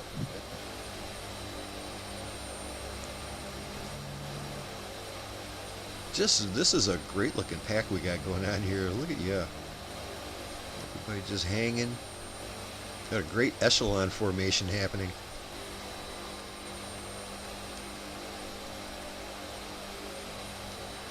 Two on both sides.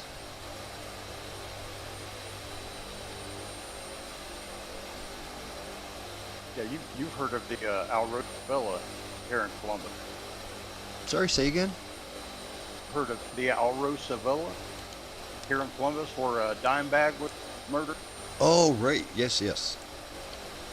Yeah, I actually got a chance to open a lot of the 80s, Quiet Riot, Doc, Jackal. Dude, awesome. No, dude, Yeah, awesome, man. Winger. Winger. Winger was great in concert when I seen them. They opened for like Cinderella, for the Yeah. Long Cold Winter Tour, and that was one of the best concerts I ever saw. That was great. Those guys, musician wise, oh, they're phenomenal. All of them. Very cool. And the biggest person I got to meet, go up we opened up for Ace Frehley at New here, Oh yeah. and that was 2006. And the manager let me go over while he was putting the smoke bomb in his Paul. You know, and here I am, I'm a big Kiss fan back in the day. You know, I had my drum head with me and all that, marker. It's like, man, yeah. Hell yeah. So I betrayed him saying that. So I went over, got to talk to him a couple minutes, handed him the drum head and a pen. My pen didn't work. Oh no. Whips out, yeah. So he whips out his blue card. Oh, right on. He was And- ready. Yeah, yeah. And he signs it, you know, and you talk to him. And I'll have to send you a picture of the drum head, Yeah. Cool, all man. that stuff. Ace Frehley. Yeah. Yeah. That's my couple minutes of fame there.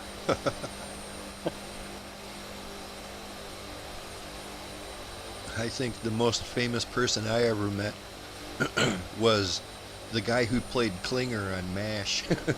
Remember him, Jamie Oh. Farr? Yeah, Yeah, Dick I was- Farr. Yeah. When my family moved back from Germany and moved back to the States, like I said, when my dad retired, we were in Germany at the time. Well, when we moved back to the States, we were sitting right next to Jamie Farr. So it's like, yeah, okay, cool. I freaking On had his plenty way of time to Toledo shoot the shit. Tony.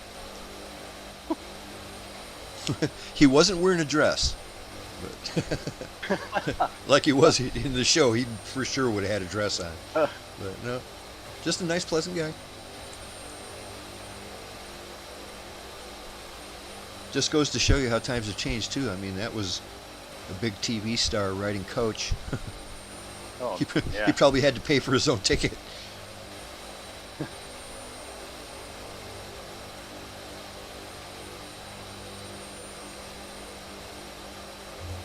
No, it's nice when you meet those people down to earth. Yeah. Yeah, you know, they say never meet your heroes or whatever, but yeah, every once in a while you meet somebody who's actually pretty cool. The worst one that I ever met was Kevin DeBro, Who's that? the lead singer of Quiet Riot. Oh, right, he just looks like a jerk. Oh, he just walking by in his wig. Yeah. Hey, Kevin, that just kind of thumb his nose up at you, walk away. All right, whatever. Yeah. I like his songs, and it's quite a personality. Yeah. You know, it's one of them things too. He puts that wig on and everything. He probably can't turn it off. He's got to Oh, be yeah. that guy. You know, if you knew him, he's probably yeah. totally different. He doesn't look like an idiot. He's actually a pretty smart guy. But yeah, like I said, he probably just can't turn it off. Yeah. People. I met a guy when I lived in Florida after I got out of the Air Force. I worked for a medical company delivering oxygen, and this guy, he said his name was Dusty Rhodes. He used to play with Roy Rogers, and Oh, I think the band was called something from the Whispering Pines or something like that. I forget now, but he's really? yeah, he lived in a trailer. Place was a mess. Just didn't look like he really had hardly anything anymore. But back in the day, yeah, we'd have been. When you said Dusty Rhodes, I thought you meant the guy from ZZ Top. No. This is an old band. I don't know if Right. you remember Roy Rogers. Oh yeah, I mean this guy might have been on Hee Haw or something sometime. That was great stuff. I think he Watching was as the a kid. bass player. Okay. Nice. Mom and Dad always watched that He Call back in the day. I did too when I was younger. Yeah. Yeah, that's why my dad went into first he went into the Marines. Sick. Lied about it a year and a half after that, Yeah. Hey, hold on. I got a bell for a second. Right on. You hold your spot.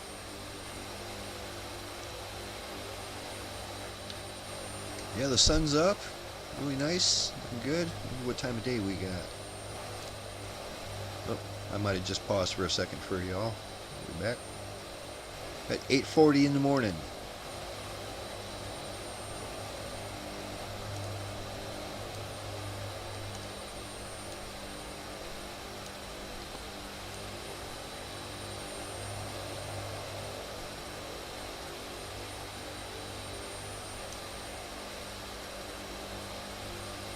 Man, this is great. Got the whole group up here. Looking sharp.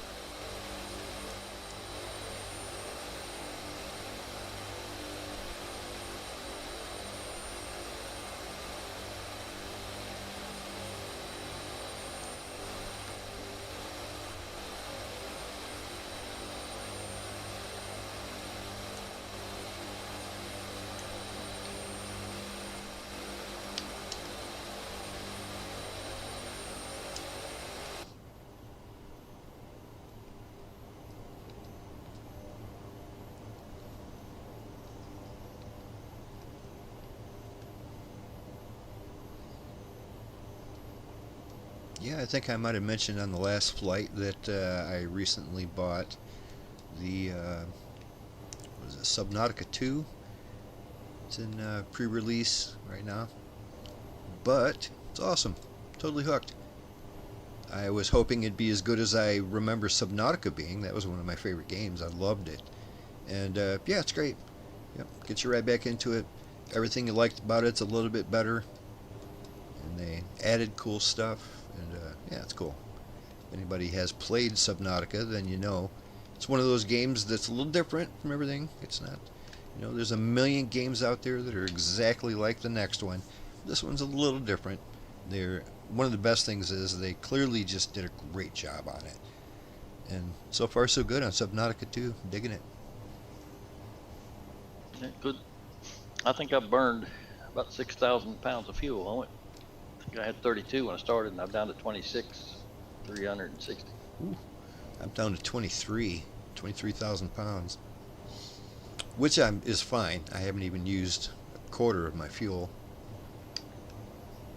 Oh, we'll make it. Oh, for sure. I forget what I started on. What was it, like 26 or 29? Haven't used hardly any.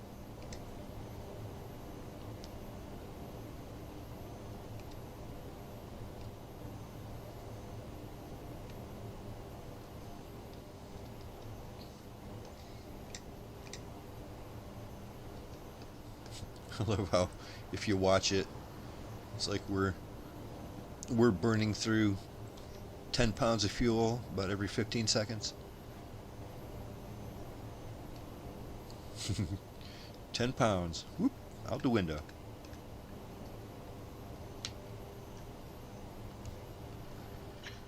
Did you turn off your unlimited fuel that you had before? You know what? I didn't. You just reminded me. But if I paused to do it right now, I'd be paused. Yeah, you know. It's taking fuel out of the tank, so I like that. I'm just assuming when it gets down to 0, I won't fall out of the sky, but it won't get down to 0. But try to remind me that when we get on the ground. I need to write a little note. As soon as we get on the ground, change that back to normal. But at least it's actually taking fuel out, so I can feel like I'm using fuel.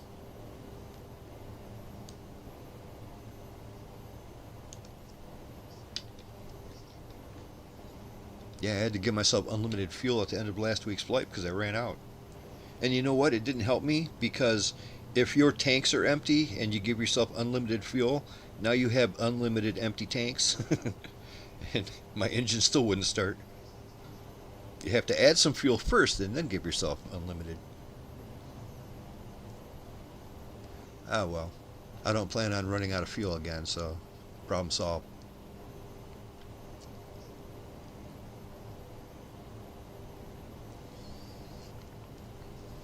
About halfway right now, gentlemen.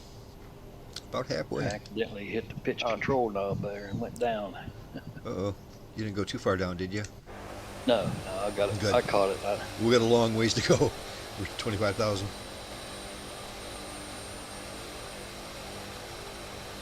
Yeah, I still have Captain FS24 in that. So it's got an orange stripe. Let me see exactly.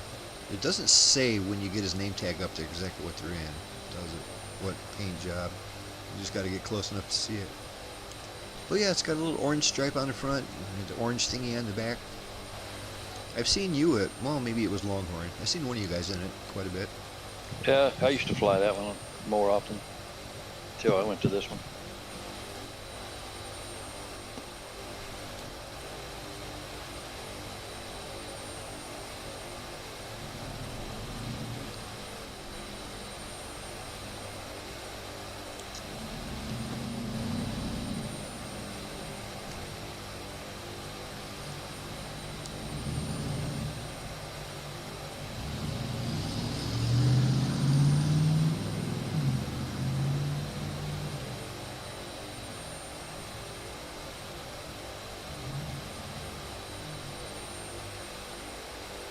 It is weird when we do one of these Wednesday flights. I keep thinking it's Friday night.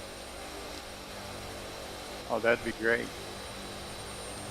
I don't know. I kind of like that there's 2 days to go Oh, before that's Friday. Yeah, nice.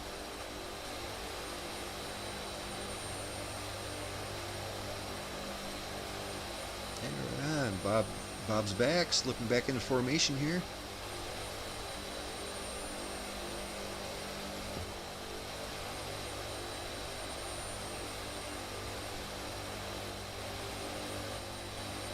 Bob shows the crew door open for me. I don't see that on Bob, but I was just noticing it on Snowmanson. I did too. I see his open Snowmanson's too. got his So door open. we're still having that issue. Yep. That's His door's not not open, actually trust me, open, but we'll see it as open. I don't see Bob's open, but I'm sure he's got, if he got close enough to me, something would be weird. Like his tailgate would be down, or his parachute door would be open. or tennis shoe on the wing or something stupid. So,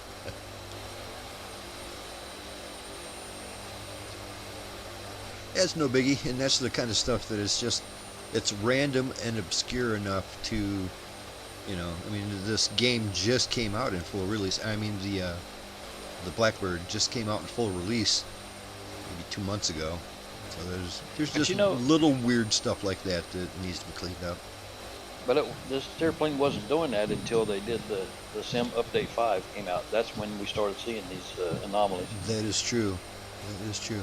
But that's not too far away. That might have been the same update where they made it so we can see I can see your cargo and stuff like that. Yeah, I don't know which one caused it. Could have been either one. Yeah, you're right. Yeah. I don't know what it is, but it's just one of those weird things. At least I like that Blackbird Sim keeps updating their stuff. There's a chance that could be fixed. I'm losing faith that they're going to fix that weird bus issue in with Captain Sim. I'm losing faith that they're going to do anything about that. It's been years. You know, yeah, I don't it's think been they will. years. And maybe they just don't care about multiplayer, you know. I mean, the airplane works fine, and it's a brilliant airplane, and I love it. But in multiplayer, it looks weird. And I can see where that's just not their top priority, but it's been years, man. Address that. How hard could it be? Everyone else gets it right. How hard could it be?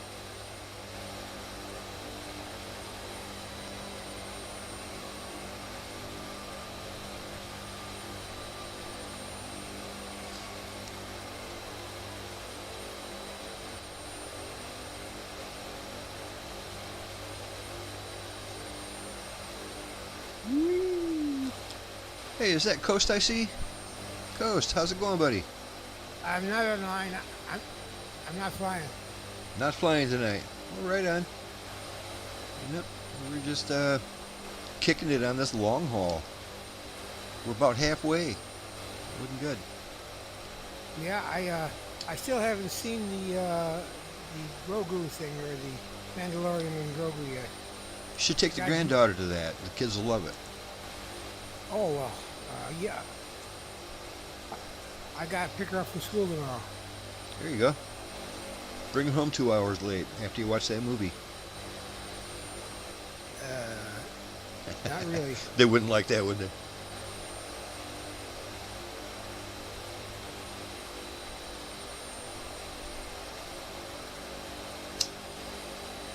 The rule of thumb is never do anything with your daughter's child unless you get full permission, period.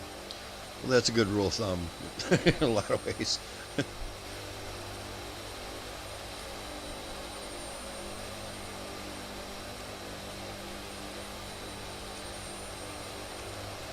So yeah, we got the group of Dirty 30s flying to. We're going to end up at Port Macquarie when we're all done.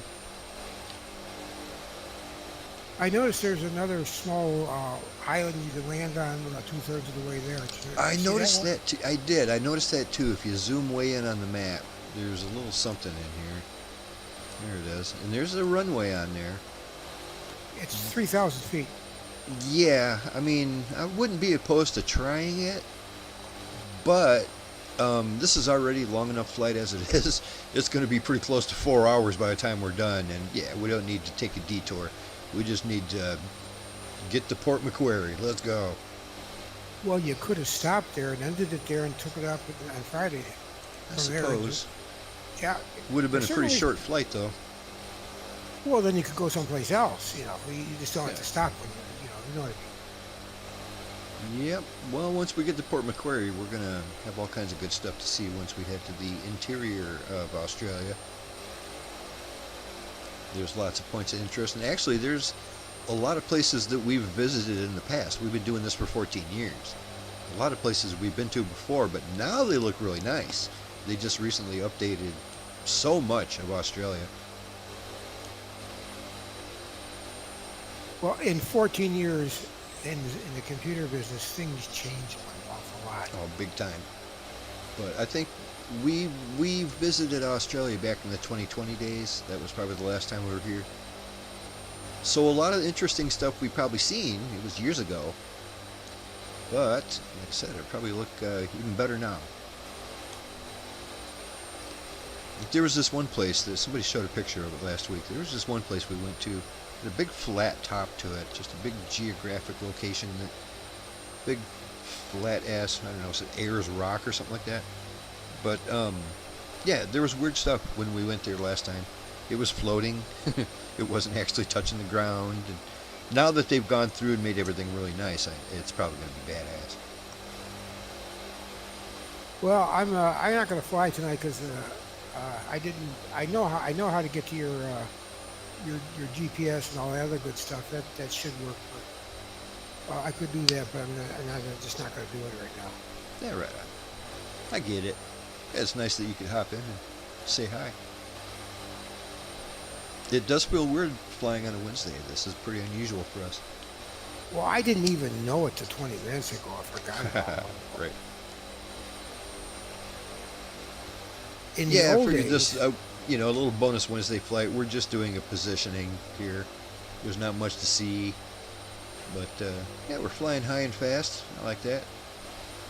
well, in the old days, we used to do other group flights. They were shorter, but we had them multiple days of the week. In the past, what we used to do on a flight like this that took 3 hours or 4 hours, we would watch a movie. I would share a Twitch link, and we would all just watch a movie on Twitch. You could get away with it as long as you got your Twitch channel set to private. You can watch anything you want on there. They just don't want Like you it- advertising it and inviting people and stuff, you know. But I could share the link Yeah, with it's like you guys. it's like being at home. Yeah, we watched a lot of movies though back in the day. Remember that? We watched a lot of TV shows and everything.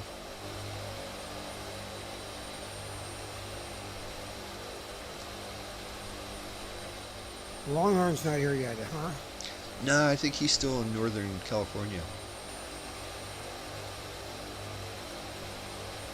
How you doing, Bob? Good, Coach. Thank you. Going to join us Friday, aren't you, though? Yeah, I'm gonna try and be here Friday. Okay. I'm still digesting my dinner now. Be back in the C-130 on Friday, so loving that. You got the Captain Sim H version, correct? Yeah, I'm gonna get the Dirty 30, but at this point in time, until I learn how to fly the H, man, it doesn't make much sense. Right on. Well, like I said, I got a couple of videos for you to check out if you haven't checked them out already. I checked them out. Pretty I much, saw how you. I saw you turn on autopilot, turn on altitude hold when you get to altitude, and make sure you changed it from Jeep to yeah, the beam nav, coupler. Yeah. beam coupler. Yeah, that's it. And Yeah, you can the Captain Sim navigating in that thing's not all that bad. It's, like I said, it's pretty simple. There's no digital display, nothing. It's just a bunch of big dials. Put this dial on that and put this knob on this and hang on.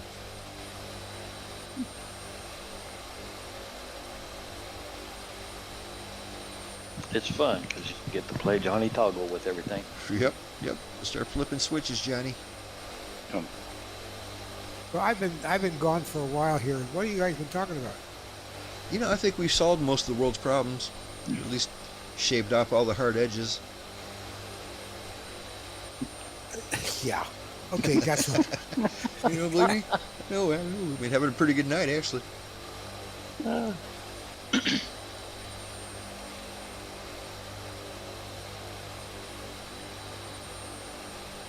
Got a whole bunch of these Dirty 30s going on.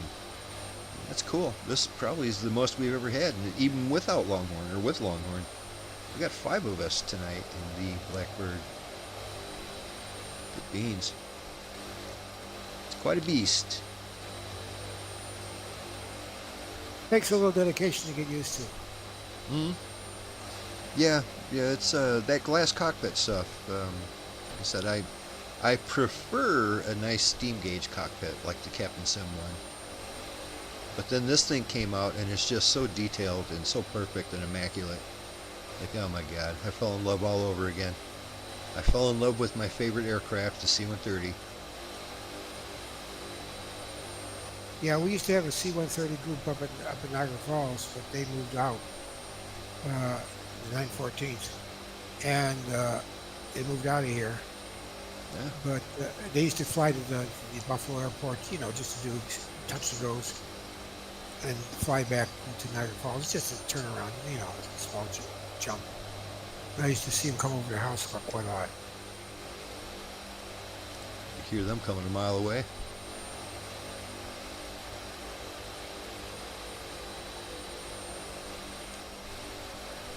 Yep, you just can't beat the C-130. This Hercules, the most airplane-looking airplane that was ever flying in the sky.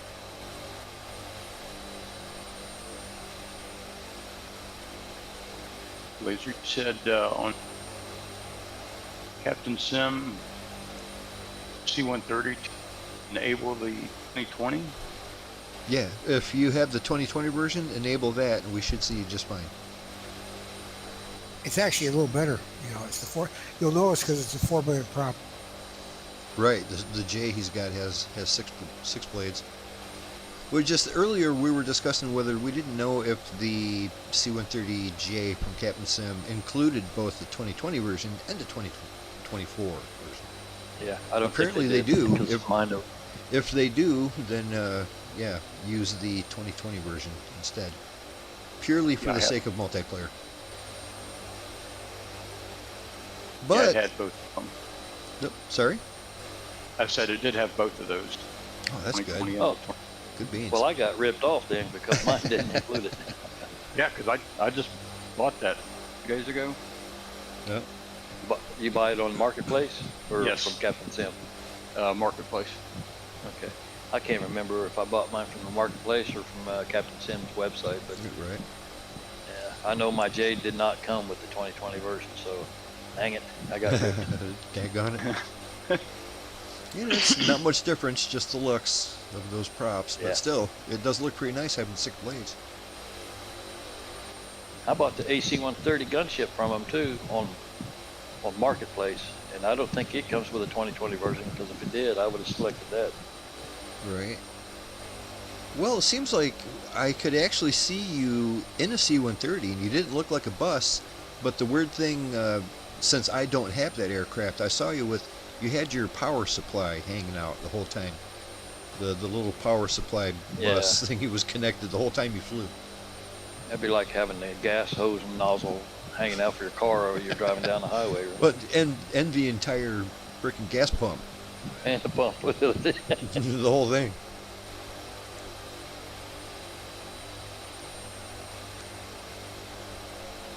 All right, got a little bit to go. Perfect time. I'm gonna go refresh my cocktail. I'll be right back. You know, I was thinking that too. I'm gonna slip down to the galley and be back in a moment.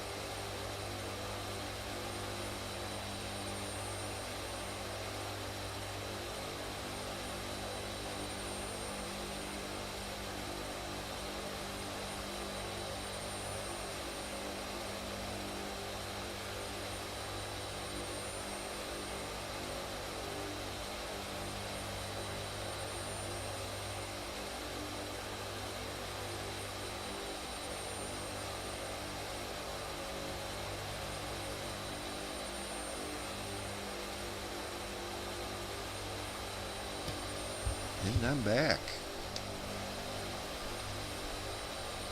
I figured I got to go down into storage, and the FSX storage, and get out some of those old time engines you used to have in the old days. Get over there to Australia that way. A bunch of them.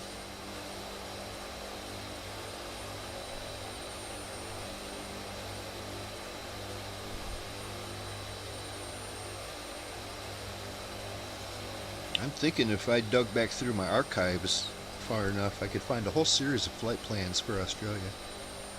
They're already done. Take us to interesting places. I still have all of them. So I do too, but you know, sometimes it's easier just to come up with a new one rather than, you know, searching through a bunch of stuff where you don't even know what you're looking for, you know. It's easier just, you know, I'll create a brand new plan. Well, 2 airports does not constitute a lot of work, kiddo. 4 airports. The departure and the arrival airports, you know, that's all you need for this one. Yeah, then there's 2 in between that, so it's 4 total. Not a big deal. Sometimes we used to take a lot more flights with a lot more Oh geez, stops. the flight plans that our buddy Storm used to come up with were insane. The amount of research he did and the amount of work he put into them, it's like, holy moly. We did this entire series of flights that was, well, first of all, he had 2 different ones that are memorable. One was all 50 states.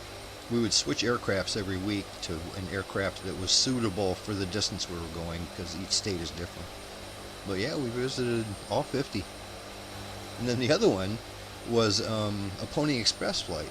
I remember that. We were doing really old-timey, like Sopwith camels and stuff, and just the old biplanes, and doing the Pony Express runs with airplanes. And that was so interesting because he did a lot of research, had a lot of good stuff to talk about, and it was a lot of fun.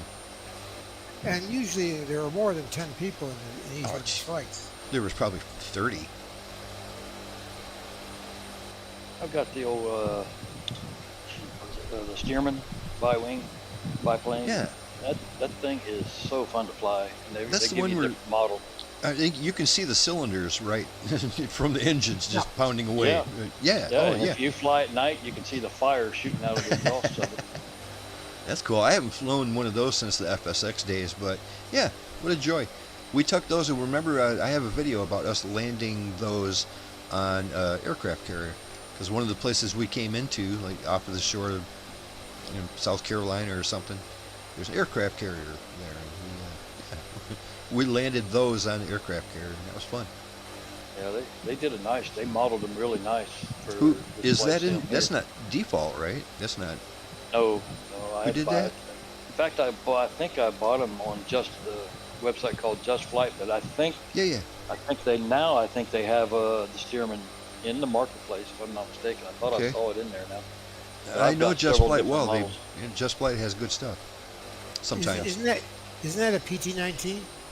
Well, they gave me the PT-17 and the 19, and I've got different variations. I've got like a blue and yellow wing, or blue body with yellow wing. I've got gray. It's got some with the Navy, some with Air Force, and some just, like the civilian version. They gave me, Just Flight gave me several options.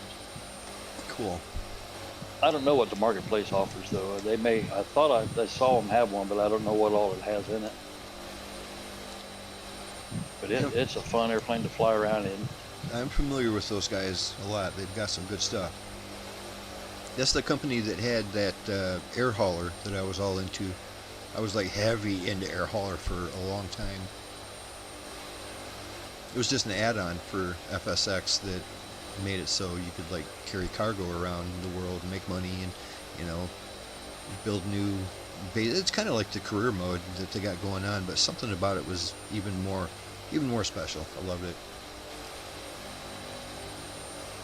I remember that when this go back a little bit. Remember when we used to go through flight, and we were always being chased by the cops? Remember that one? Oh, we used to do those. Yeah, what were they? The Clandestine what cargo. missions? The clandestine cargo. The clandestine cargo. Yeah, I seem to remember you hosted a couple of those. I actually had a paint. Remember where I Yeah. painted on the aircraft on We had a special paint on job. C-46, and I painted clandestine cargo so they know who we were. That was back in the day when our community first got together. That's how we first started playing flight. And then when flight closed down, that's when we moved over to FSX and been doing this ever since.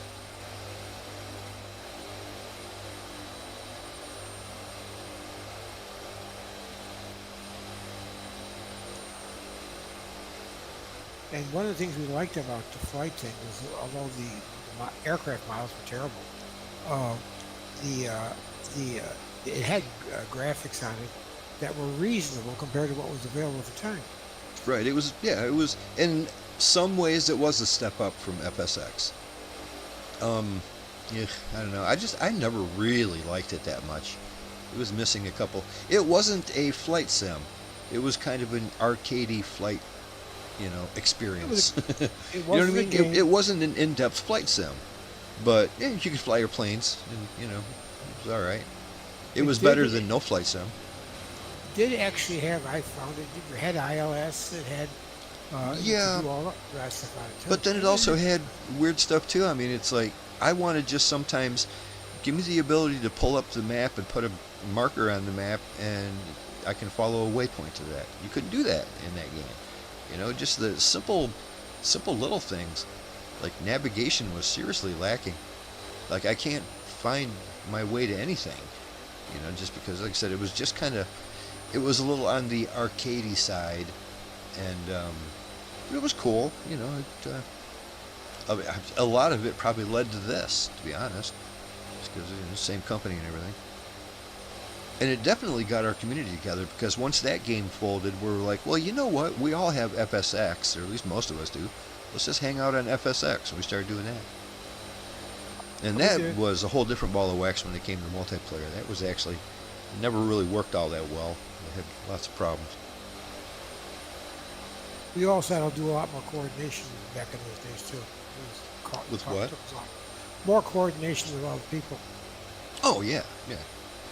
Well, right now I'm the only one hosting flights on the whole community, the whole website. It's been that way for years. It's been that way for a long time. There were 5 or 6 people that did these things semi-regularly. Mm-hmm. And I got my C-47 flights in on the old days too. Oh, your Goonie Bird flights were great.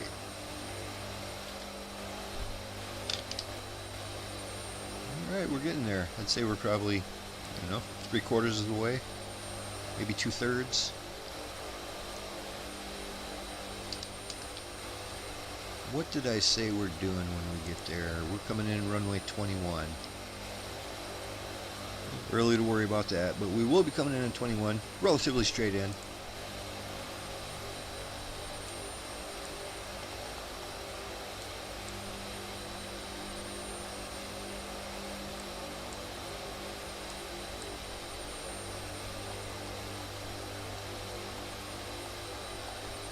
Guess it ain't that straight in.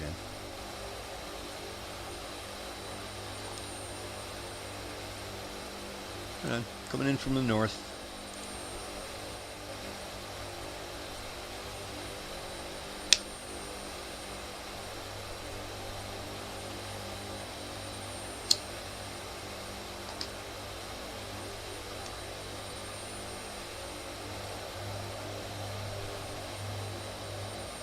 No Travis tonight, I notice.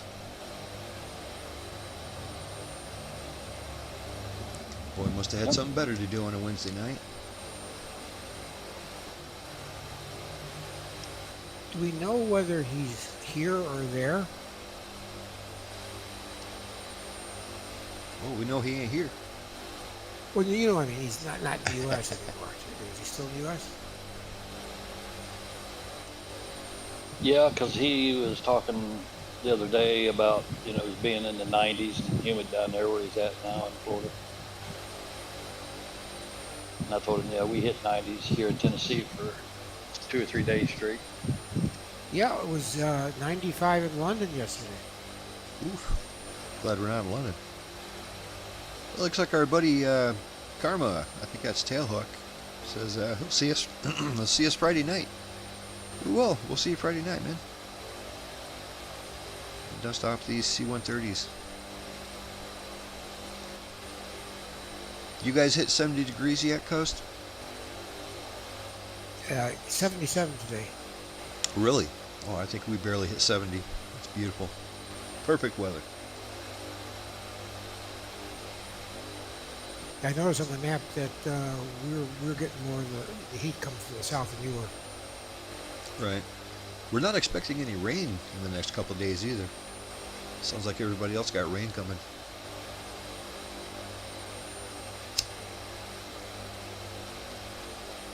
Well, You know how it is. Before too long, they're going to say we need rain. We're 7 inches above what we get for this month.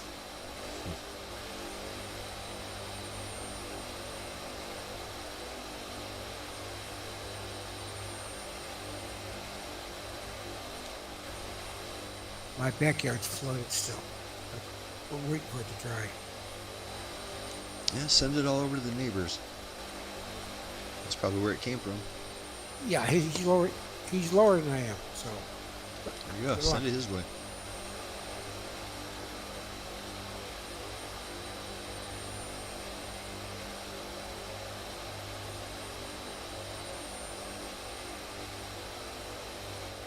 I think we lost a couple of people. Coach, you got any cool pictures to share with us? What do you got? Nothing. Nothing. I haven't been doing any photography lately.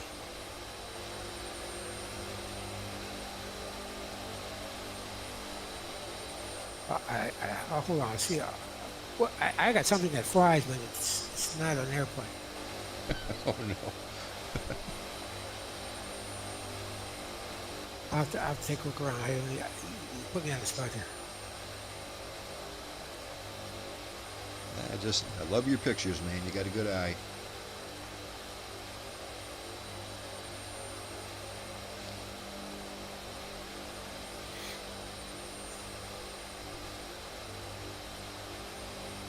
So you can always tell the difference when someone who actually knows photography, knows cameras, and knows, composition, and just somebody who is a pro photographer.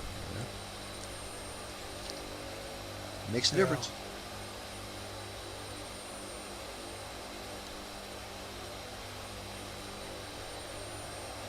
Oh, look at that.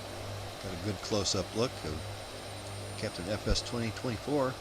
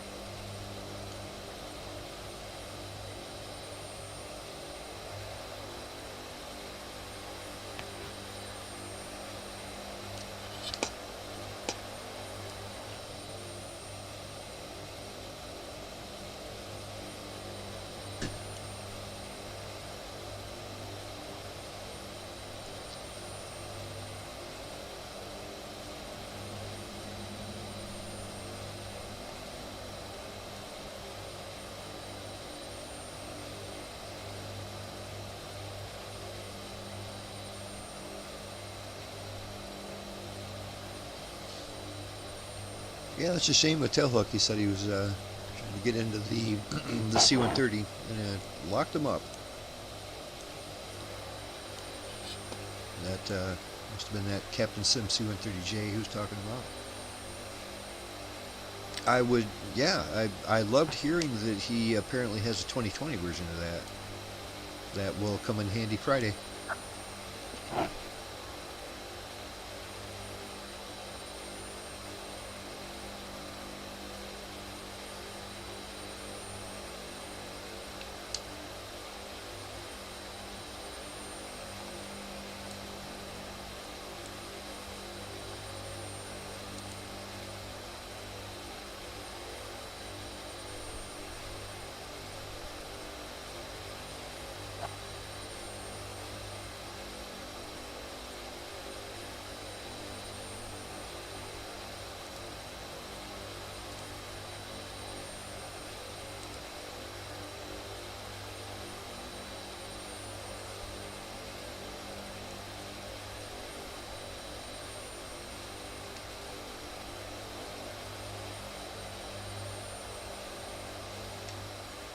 I might switch paint jobs when we get back to Australia.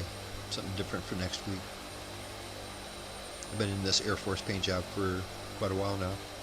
Ever since we got to Australia. Go Navy. Fat Albert? Yeah, No, wait, Fat that's Albert. Marines, isn't it? Fat Albert's They Marines. got, and they got a Marine one too. Yeah. It's gray, but it has Marine Corps on it. Right on. I might switch to that. They got a short version? Yeah, I think that one is the short. Well, I'm sold.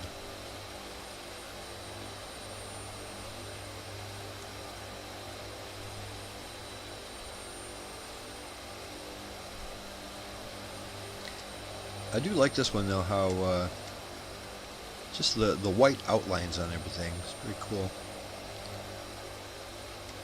You can see all the doors and everything, hatches. I always like that. Nice. Fly whichever one you want. I like the big white stripe going down there that shows you where the props are for the blades. You know, like, don't go beyond that line.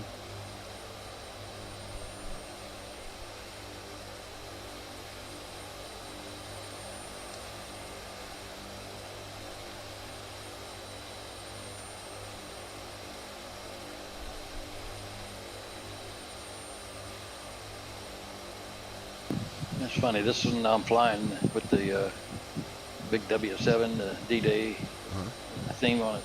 The tail number on it is exactly the same tail number I used to work with when I was in Okinawa at Kadena Air Base. Same tail number. Really? Would there be any connection?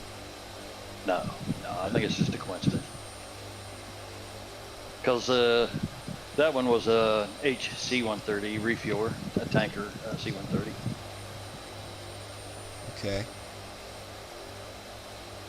Big W7.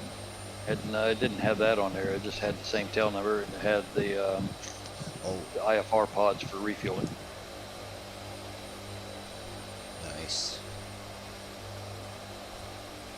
Keeping that bird in the sky.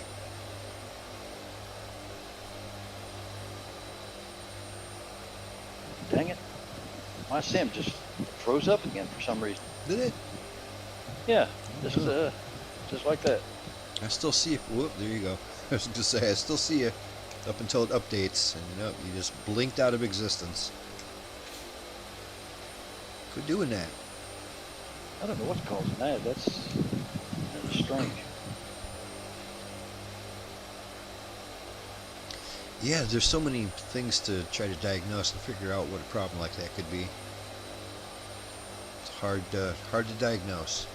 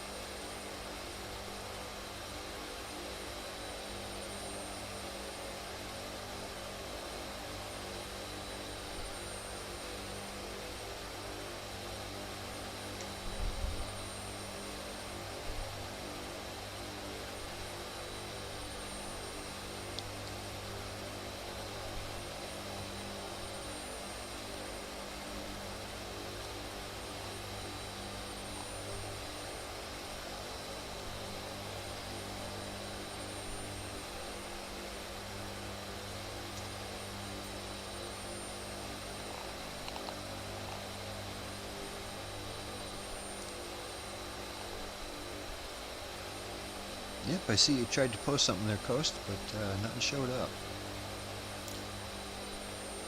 Yeah, You the just- picture of PT-17, I'm trying to get a hold of. PT-19. Yep. There's nothing. Nothing showed up on the post. Yeah, I'm still working on it. My machine ain't working right here either for some reason. Gotcha.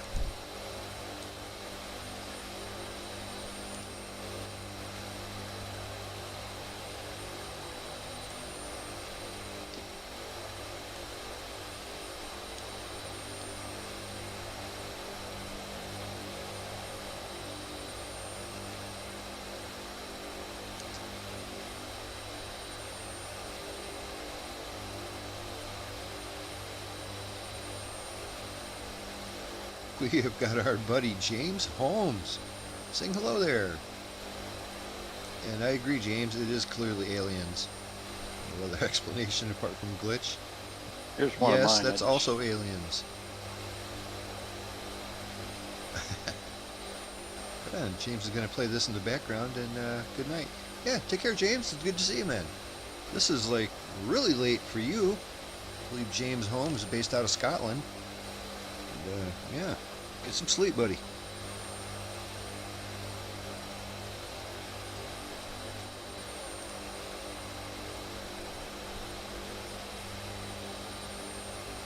Ooh, what are these pictures of, Bob?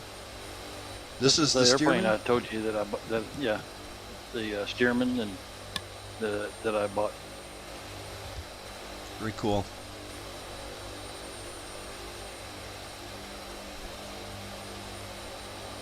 I like that.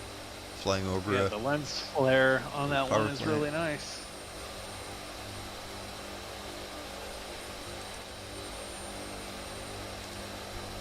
Oh, that is nice. That was a little airport in West Virginia, in the mountains of West by God, Virginia. That runway don't look like very big at all, does it? Look at that. It's not. You better come in just right.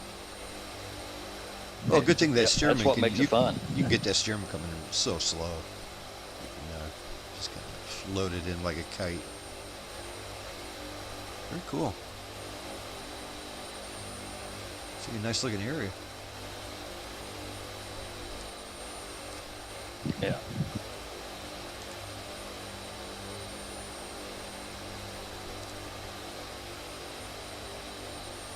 That other one was power plants. I think I was flying somewhere in Ohio. Okay, that's a little, hold on. That's one of the cooling towers. Yeah. Okay, here's one of the interesting, I took a picture I liked. Ooh-wee. Like that.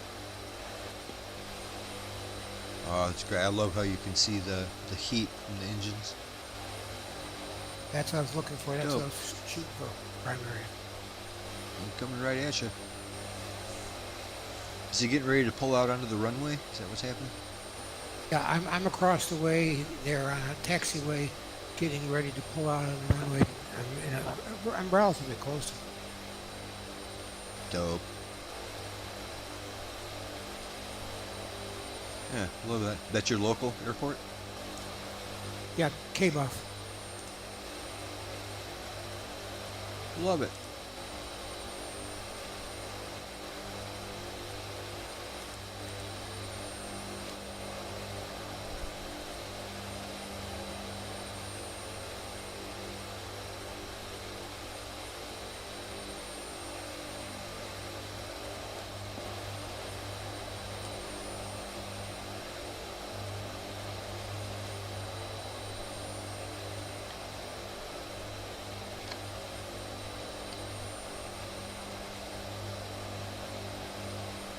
Yeah, Bob, hopefully those issues don't keep going. That's not good. Yeah, I don't usually have that issue. Haven't for a long time having to freeze up like that on me. But just, Not like 2 or 3 weird. times. It's weird.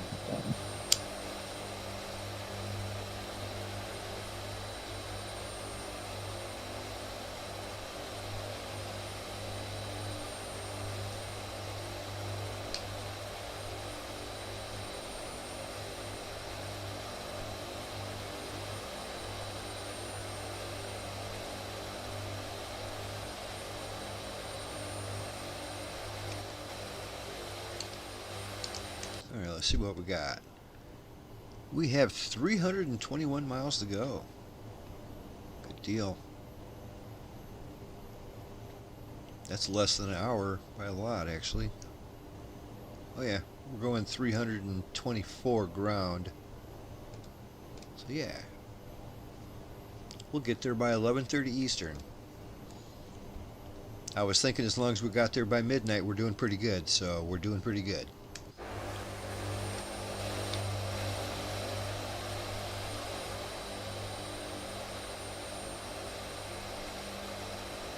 Ooh, another picture. Oh, look at that. Beautiful. Is that in your backyard, buddy? It's at a park close to us. Cool. This is the season where they're out. They're going to be out for a little while longer, and then they're going to be gone. They're out now. This is a while back. They say dragonflies are the world's most advanced predator. They can fly like crazy. You ever think you see something in the air, you're outside, and you swear something just went by you, but you never saw it? Right. That's a dragonfly. Well, it's like with like lions and tigers and all these other predators and stuff like that. People don't realize that, 80% of their prey gets away. It's a lot of work for them to actually hunt something down. It always gets away. But a dragonfly, when a dragonfly decides to eat you, you're done. You're like nearly 100% rate that they don't mess. They're faster and more maneuverable than everything. And if you're a little bug and a dragonfly is coming after you, you're not getting away. It's like the perfect predator. It's a really good win-loss ratio.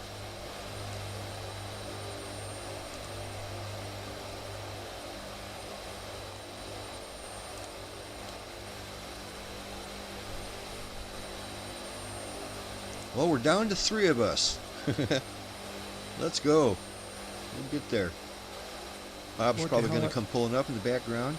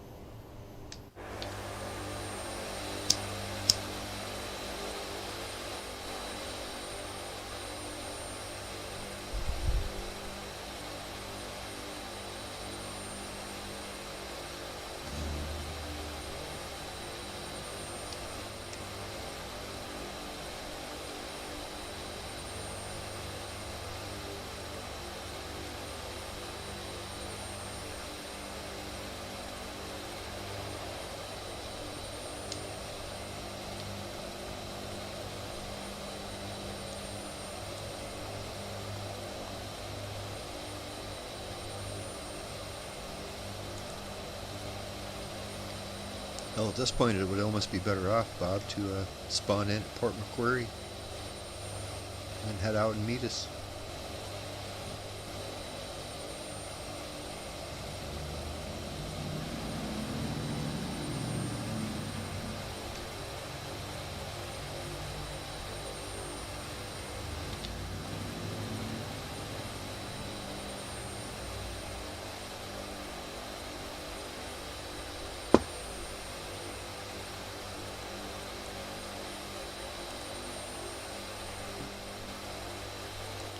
Look at that beautiful picture. I was at my desk inside my house, and this guy landed on the tree that's about 5 or 8 feet from the house. So I got my cameras, pointed it out the window. He took a look at me, I took a look at him, I shot a picture. That's like perfect, man. It's absolutely perfect. Yeah, love it. And he's staring you down, man. He's got you in his sights. Or he's You just can posing always- for you. You can always tell a predator. They always look straight at you. Yeah. Zoning in. Hey, he's just probably figuring out if he can eat you. I'm sure he decided, nope. Well, here's another story.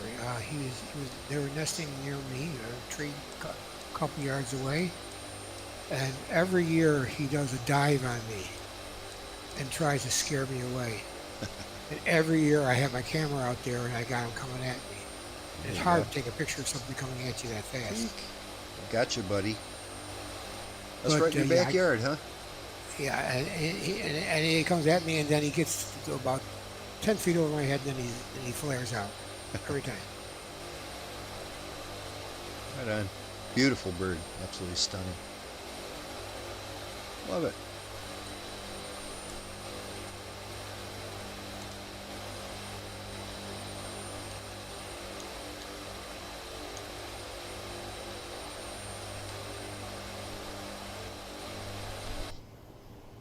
Well, I gotta get back out in the field and start shooting because this is my season to shoot. I shoot in the summertime. Sure. Probably a lot of activity now. The weather's nice. Well, they're not active in the middle of the day. Most of these animals, they're more active in the mornings and the evenings.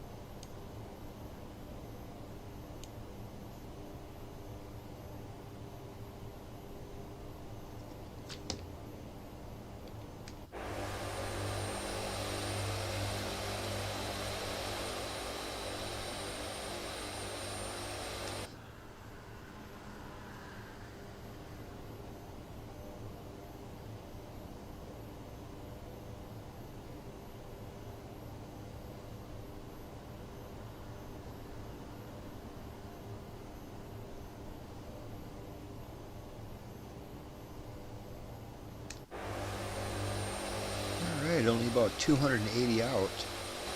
For too long, gonna have to worry about descending here. Also turning a little bit north, because we're going to be coming in from the north with that runway 21. So, I don't know, I'm going to probably descend down to, eventually, not in a big hurry, but I'm going to go down to about 2,500.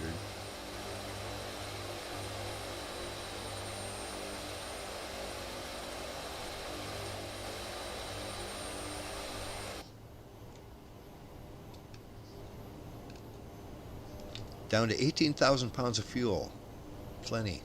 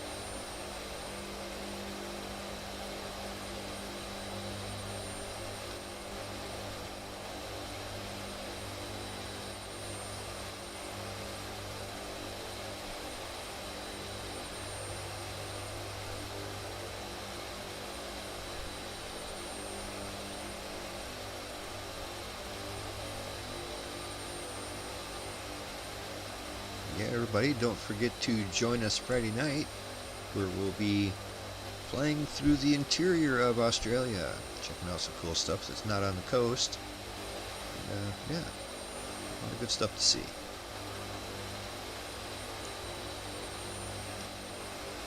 That's for you, Bob.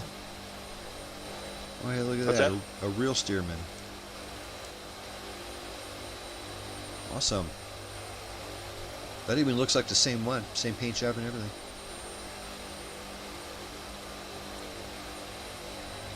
These things had to at one point been a trainer, right? I mean, that's why they're so common. Well, PT stands for primary trainer. Yeah, they're just, you know, couldn't ask for a more basic airplane. It's airplane. Teach you how to fly. After the war, they used these for crop testing all over the place. These were the aircraft you see in most movies. You see a biplane testing the field. That's one of them. That's Like always a PT. It's North by always Northwest or Northeast. What's that one Hitchcock movie? Absolutely, yeah. North by Northwest. Yeah, with Cary Grant. Yeah. So, I picture that the movie poster had one of these screaming down on him. there were so many of them available after WW2, so they sold them all off. For those, they probably made a hell of a lot of them.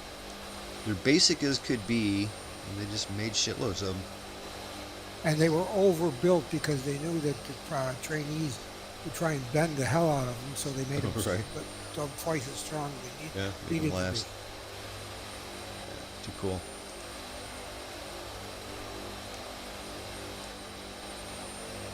Seacoast, I knew you had some good pictures laying around. Just wanted to share. You know, this is nothing to what I've got. I've got tons.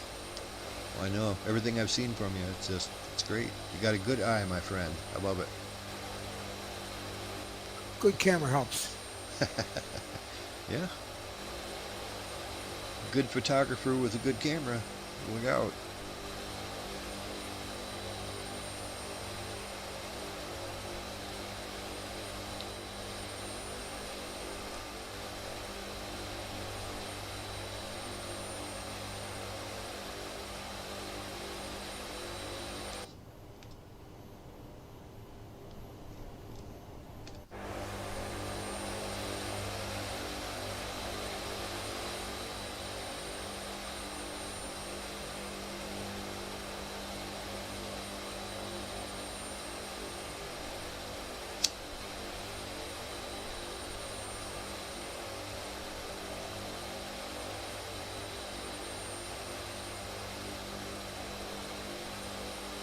We had to have crossed the time zone on the way over. I'm guessing. I don't know. I mean, like, is New Zealand in the same time zone as the east coast of Australia? Probably not. I think a lot of people don't realize how far away New Zealand is from Australia. Said it's a good 3 or 4 hour flight, high altitude with these guys. It's not close.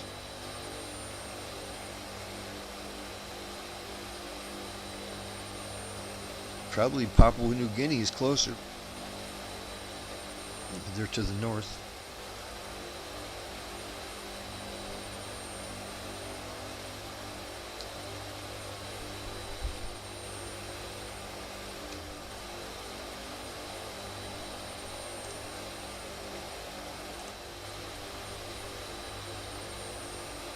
Ooh. Awesome, man. That's not your flooded driveway, is it, Coast? Nope. That's the park that's near me. Ah, awesome. Heron. Probably not a stork, right? It's a heron. Great blue heron. Yeah. Neat. Like the farm I grew up on, probably 7 miles from where I'm at right now. We used to get these flying around. You get real big ones. And man, when you're a kid, that looks like I wasn't used to seeing that. I just moved here from Germany. So it's like, what is that, a pterodactyl? What the hell's going on? This one looks like it's reasonable size and everything. But sometimes, them great big ones, it's like, what the hell is that? You got the neck shape. This is a fully mature, a 7-foot wingspan. Very cool. Ooh, 7-footer. Awesome.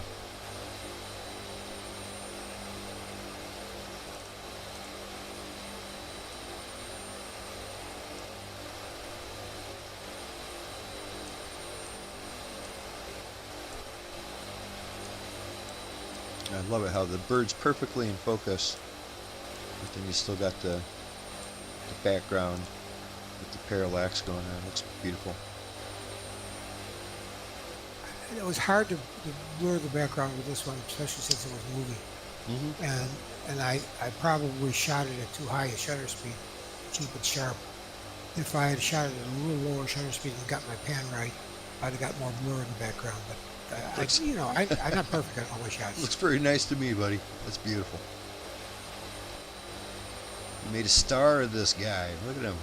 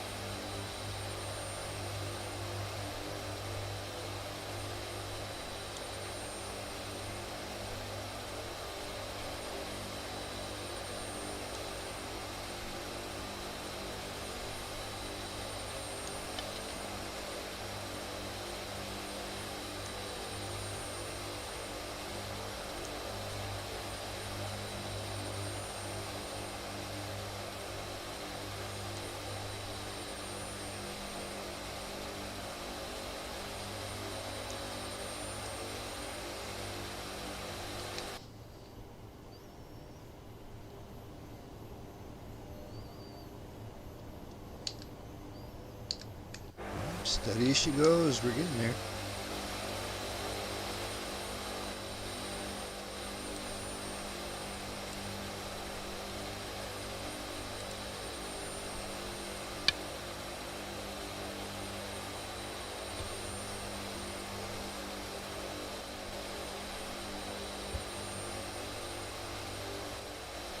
Hey, I see Wingnut Bob back there joining us. Good luck, bro. Yep.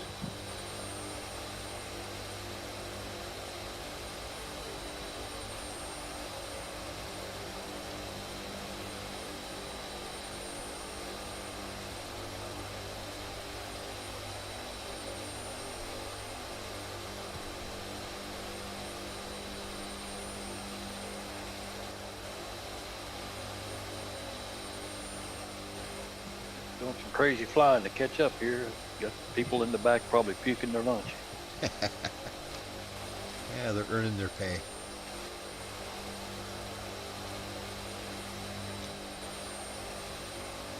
Yeah, not sure what happened to Captain FS. He cut out. Yeah, I saw that. Yeah. Looked like all of a sudden he paused the game or something. Whoop, he was gone.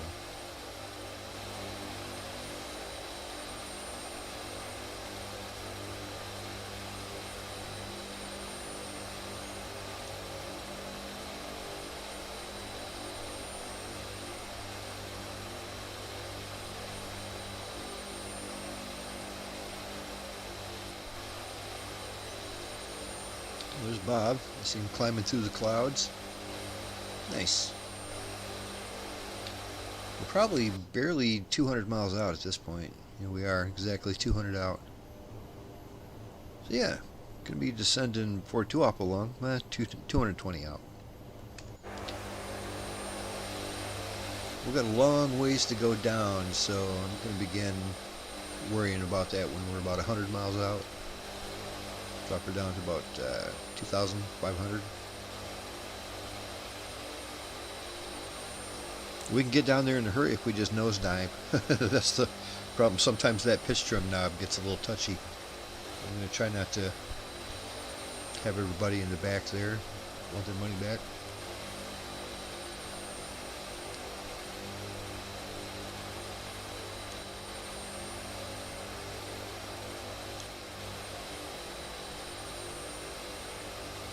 I think I have just about 5 more minutes and then I'm gonna have to call it a night, but I really appreciate you setting these up and making it available to everyone. They're wanting to join one of these. Well, awesome, man. Yeah, it's good to see you, man. It's good to have you join us here in Discord too. I'd be able to talk to you. That's great. hopefully you'll pop in on a Friday. Now that you got this beautiful Blackbird Hercules there. Yeah, we'd love to see you again, man. Yeah, appreciate it.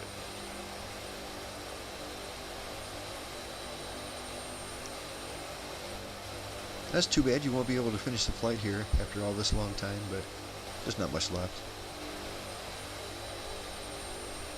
Yeah, I knew it was going to be cutting it close, but I just wanted to see if I could keep up with you guys. Well, yeah, how do you like that that Dirty 30 so far? You said you've had it for maybe a week? Yeah, I think it's just my second flight, and I like it. I just definitely need to figure out a little better way to kind of do my ascent descent. I noticed that it took me a while to catch up to you guys. Right. Well, you can climb quicker or slower by using that pitch control knob off to the right, although it does get a little twitchy. You know which one I'm talking about, right next to the autopilot buttons? Right, and I was not doing that tonight. So I did have trouble with that before. Just like you said, I would either start cruise diving. So, because once you with, got to altitude, you could follow us in a hurry. I mean, you caught right up. But just getting up to that 25,000, it took you forever. You weren't climbing very fast. But like I said, that's to use that pitch control knob. With me, I don't know what it is about that thing. It's a little twitchy. Sometimes it shoots me straight up. Sometimes it shoots me straight down. Just be ready for it to act weird and correct it, you know. But if you, set yourself a good 2,000 vertical speed, and works pretty good that way. Just looking at this bird picture here. Another one. Is that the same? I don't know, what is this, a falcon? That's the same guy? That's the same hawk that dived on me. Well, he loves it. He just frickin' looks you right in the eyes, doesn't he? He knows you. You kidding me? He's zoned in on you, man. I love it. Great shot. The first time that happens to you, it takes you back a little bit. I bet. You'll get used to a hawk diving on you. It's really not something that's normal. But Yeah, after a while photographing them, that hawk probably has. How they think, I got used to it. Probably has a nest nearby, in the springtime. Yeah, 2 chicks. Yeah, there you go.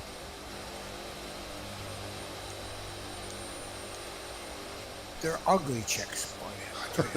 Oh, ugly chicks. I got about 500 pictures of hawk chicks. I don't put them up in here. Got those lots of hawks.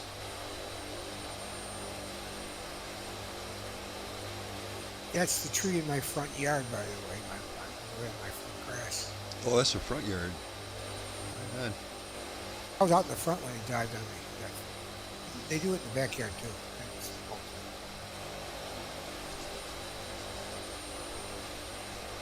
Yeah, I'm just glad our weather's kind of nice. I'm ready to go see some trees. You gonna go out in your RV? Yep, ready to take a trip. No, probably next week or so. Figure out somewhere to go. Even if it's just get out of town a few miles and go out in the woods, And I live in a small town. It's not like I'm in the middle of the big city. But yeah, I just want to take the camper out.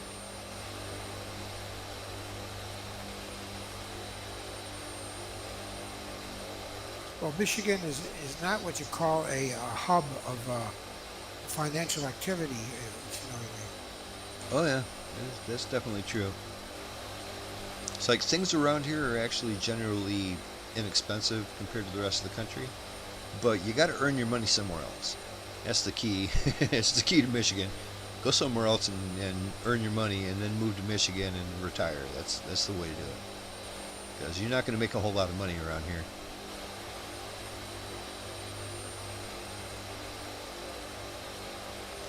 So we play you the second game. That's the second game of the season, right? Detroit. Yeah. Game number 2. In Detroit too. Is it? No, I thought it was against you guys. Like it might be your home opener or something. not 100% on that, but second, yeah. the second game for us. I'm ready for it. I know the Lions are losing one of their home games because we got to go play over in Germany. And, you know, when two teams play overseas, one of the teams is considered home. That's their home game. Unfortunately, it's us. But still, looking forward to seeing us play in Germany. That's cool. My old stomping grounds. I like those overseas games. You know, a lot of people have problems with them, but whatever. They're all right. Well, there's a lot of expats and Americans over in Germany too, by the way. Well, it's my favorite sport, and the more popular my favorite sport gets, the better for me, because I like that sport. It's my favorite sport. So it's like, yeah, spread it around the world. You know, I know a lot of Europeans. You know, a few German people, because I have a lot of German relatives that love American football, and a lot of people in Great Britain love it too. I mean, you know, like Storm there. You know, he was like fell in love with American football. It's just like that's his thing. He never really cared for soccer for a lot of the same reasons that I don't. You know, it's just it's got some weird things going on in soccer that like, come on, tell us how much time's left in the game. You know, give us a hint. You know, it's just so weird to me that give me football, man, give me American football. I think the Lions have a pretty decent schedule this year too. It's not it's kind of favorable. You know what I mean? You watch some of the sports talk guys that I watch have gone through it. And they make a lot of sense. That there's not. It'll be really easy for us to start 5-1. Just looking at the schedule, where the teams we got. There's like one team in there, and it's you guys. It's the Bills. They're all saying we're probably going to lose to the Bills. You know, I don't believe that myself, but if there's one out of the first 5 games that we're going to lose, it's probably going to be to you guys. And the rest of them, the rest of them, you know, are teams that we should beat if we want to be a contender. You know what I mean? Of course we want to be a contender. And if you want to have a shot at the playoffs, these are the teams you got to beat. And we got a pretty decent schedule. We got a whole new coaching staff. Do you? Oh yeah, completely fired the head coach. Oh, I didn't know that. Okay. Oh yeah. Oh, that happened. Oh, of course, as soon as the season was over. Yeah. Whole new coaching staff everywhere. Defense. Yeesh. Well, when you get a new coach, he's going to bring his own guys in, you know. So heads are going to roll every time that happens. As long as you don't do anything about that quarterback, you keep that quarterback in there. You guys are good. He's scary. Well, the first thing they do is bring in these honking linemen they want. They want good linemen. Well, of course, yeah, that's it. That's one of the reasons why Matthew Stafford didn't play as good in Detroit as he does at the Rams, is we didn't give him enough protection up front. If you got a good quarterback, you better protect him and then let him do his thing, and it's going to be magical, you know. And the other thing is having good defensive backs, too. That helps a lot. Yeah. Got to have a little bit of both. I think that's what my Lions concentrated on most this year in the draft. We shored up that defensive line and the defensive, got a couple like corner safety backs. Got to have them quick guys. We don't know here what we're going to be because we have all these new, a lot of the same players, but a whole new coaching staff, and we don't know how they're going to do, whether they're going to remember the plays or not, because they're all new. Right. Well, you know, hey, I'm a Lions fan, and we are used to cleaning house every few years. We haven't had this kind of success like we've had lately with our new coach, with our coach Campbell there. So we're used to cleaning house every few years, and trust me, the first year you get a new guy in there, it ain't going to look good. It never does. That first year is just like, oh my God, what did we do? You know, it never looks good. And then it's that second year where you're going to see it's the make or break. The differences this guy made are kicking in right now. That's exactly what happened even with Coach Campbell. You know, we absolutely love that guy. He's the best coach we've ever freaking had. And his first year was abysmal, man. It was terrible. Just a handful of wins, and it wasn't good. But about halfway through the second year, all of a sudden we couldn't lose. It's like, hey, hold on a minute. This is really kicking in. It's looking good. And that's I'm going to predict that's what's going to go on with you guys. If you clean the house from top to bottom, the first year might be a little bit rough. You guys were looking pretty good already though last year. That's, you know. Well, you've been looking good for years. Sometimes that's why they fire the coach. You've been looking too good not to have gone to the Super Bowl here in the last few years. You're doing too damn good. What's, you know, how come you're not making that extra little... So, I kind of get it, but still. Being too good's a good problem to have.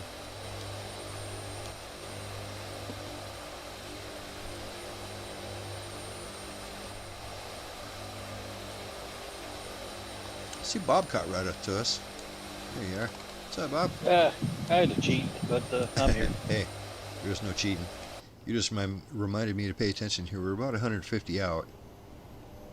So, yeah, I'm already going to go ahead and set my altitude select down to 2,500. And begin descending here in the next 50 miles or so.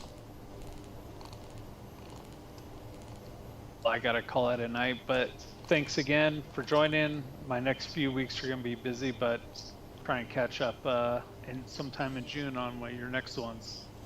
Thanks again. Right on. Yeah, it's good meeting you there, Snow. And yeah, hopefully we'll see you soon. Take care, buddy. Appreciate it. Thanks, Good Coach. flying Thanks, with Bob. you. You bet. Good flying with you. Yeah, nice guy. So, did we scare everybody? Did I scare everybody away here? Well, not everybody. No. Like I said, being a Wednesday flight, I'm glad that we had anybody join us. Because it's pretty unusual for us to fly on Wednesdays. Yeah, it was nice meeting him. It was also nice flying with the FS 2020, 24. Anybody who comes hopping in that dirty 30, it's like, wowee, let's go.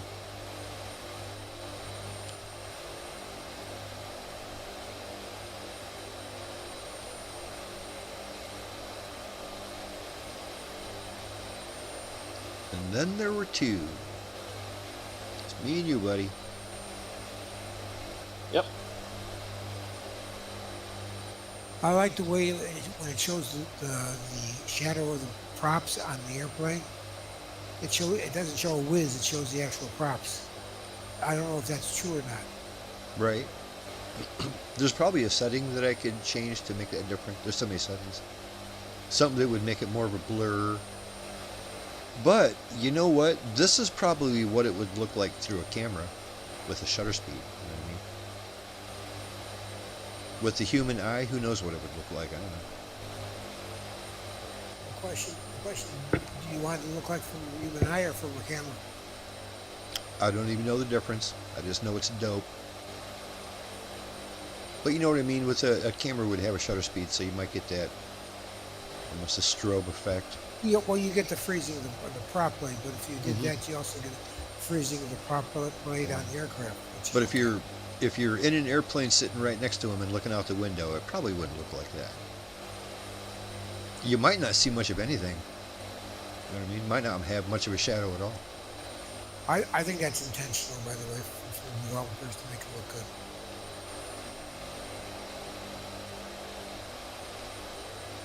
Very cool.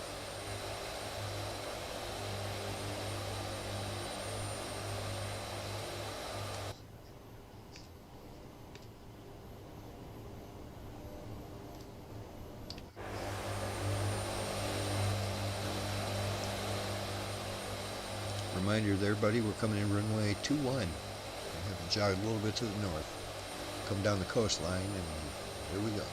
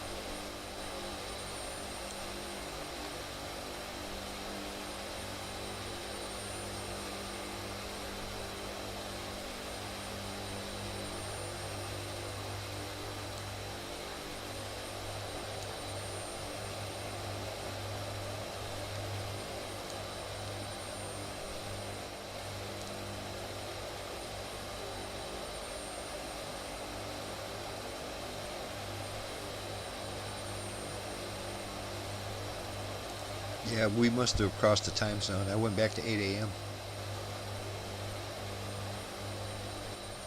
8 a.m. 8 a.m. Wow. Sun's pretty high in the sky for 8 a.m. But yeah, we crossed the time zone there somewhere along the line.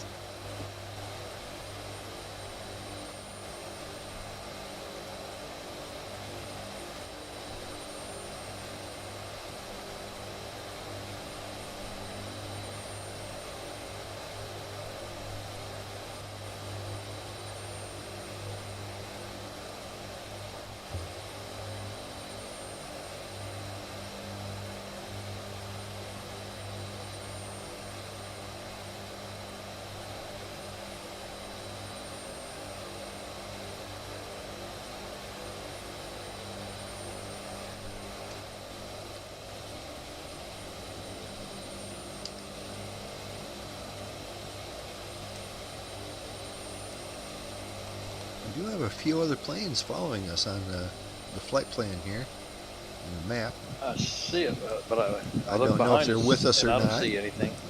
They might be actual airplanes coming in. They just happen to be coming from New Zealand. It would make sense.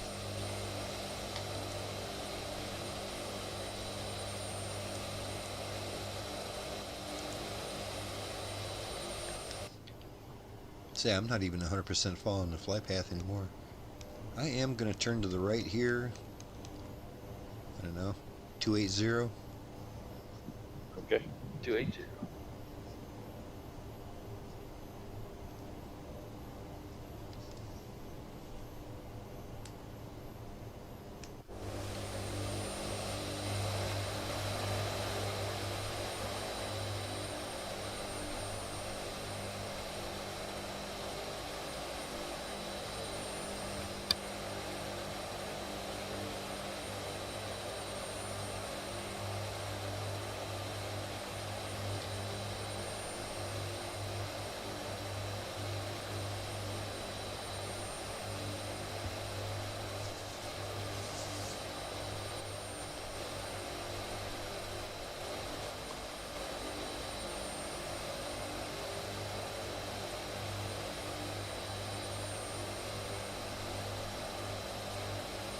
Yeah, it's weird. It's eerily quiet outside my window. Because it's only Wednesday instead of a Friday. Yeah, 11 o'clock your time, right? Yeah. Ain't nobody out. I think the bar might even be closed. I live above a bar. It might even be closed. Pretty sure Wednesday night they got a pool league down there. We got a lot of pool tables. And it's kind of a pool bar. And pool league just about every night of the week. So, a lot of times like this on a Wednesday night, once pool leagues get over, there's no reason to still stay open.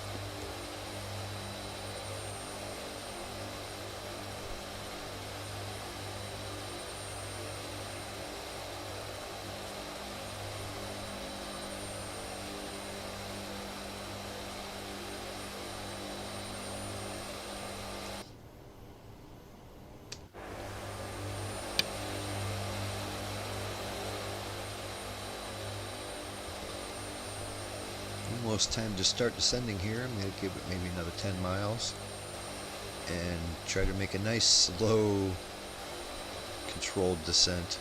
Hopefully I won't go straight nose down. Yeah. Yeah. You know, it is just like you got to be aware that button gets a little weird sometimes, that knob. Yeah. So just be ready to correct it if it goes weird. Yep. I did a loop-de-loop one time a few weeks back. Yeah. And that's when you probably were ready for it. And it still did that.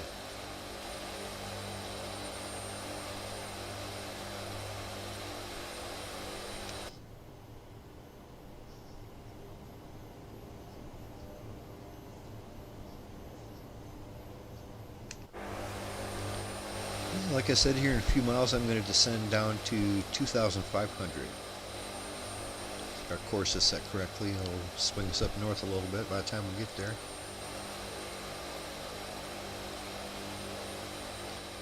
Yeah, dropping her down to 2,500.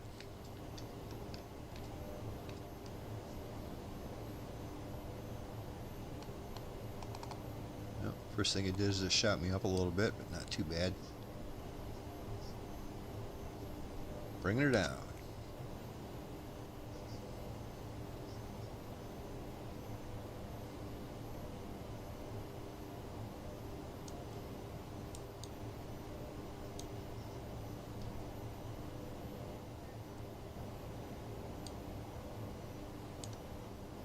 Here we go. About a negative 1,500, negative 1,600 BSI.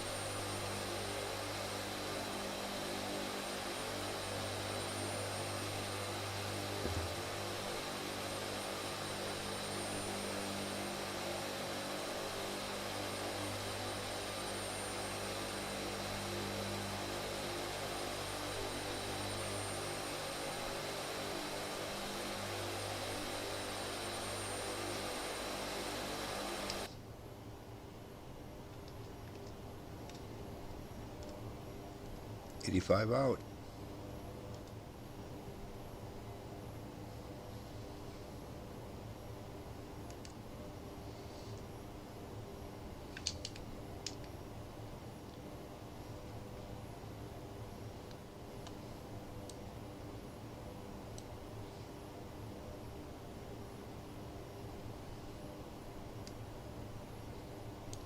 Might just go a few more degrees to the right here. Like a 285. 285.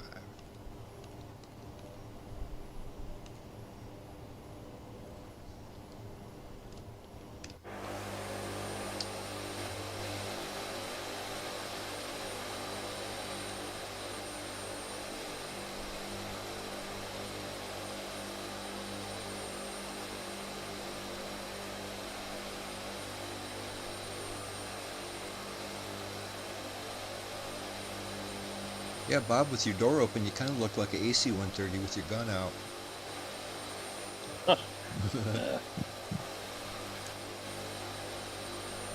I'll have to look to see if they gave me a 2020 version of that, but I really doubt it. I don't know if there exists one, you know what I mean? That one was made way after the 2020 days. So they might not have even made it. Yeah, But it's maybe weird so. how well, I guess it wasn't weird, but I could at least see you. It just, you looked like your things were out, but you didn't look like a bus, which is new. Well, nobody likes to fly around with their things out. That's for No. sure. Oh, put that stuff away.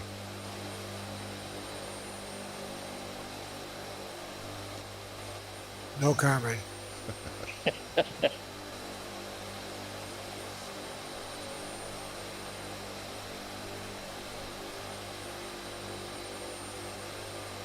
I still haven't fully tested the, like that prop swirl thingy that was going on for a while. Like, it should still happen if you're in the right conditions, like high humidity and that kind of Yeah, stuff. I don't know. I need to Never- go to a couple different airports and test out and see if it works. Because it was cool when it worked, I just didn't need it all the time.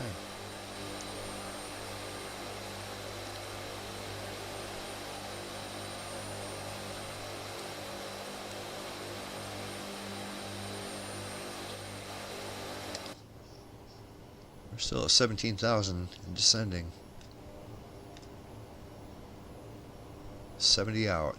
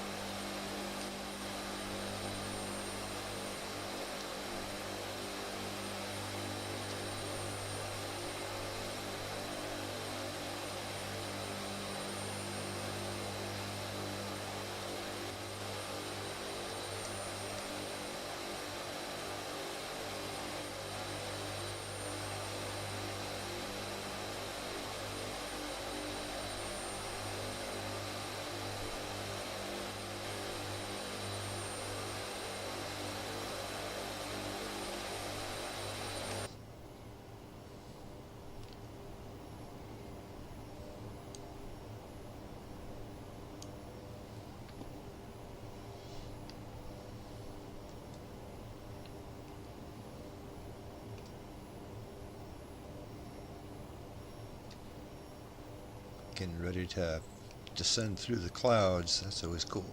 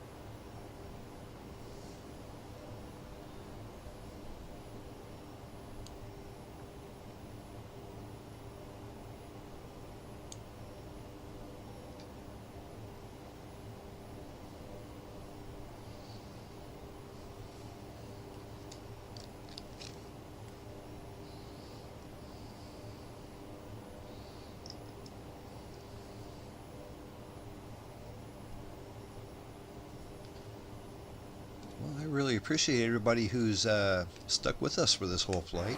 It hasn't been much to show, but it's still fun flying around. Get this Hercules bird out.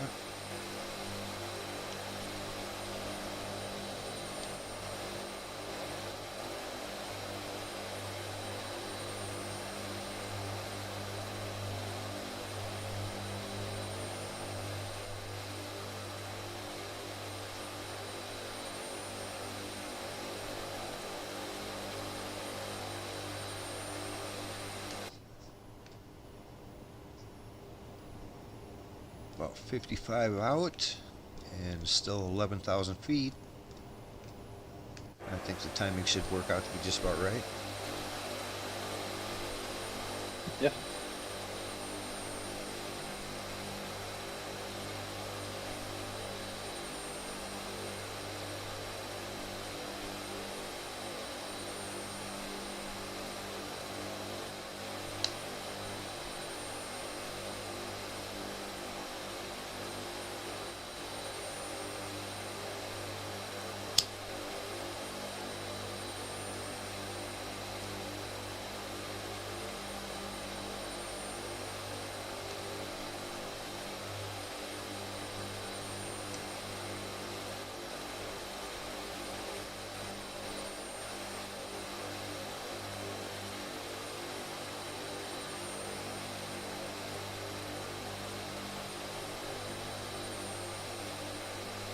There's no option to remove the external tanks on this, is there?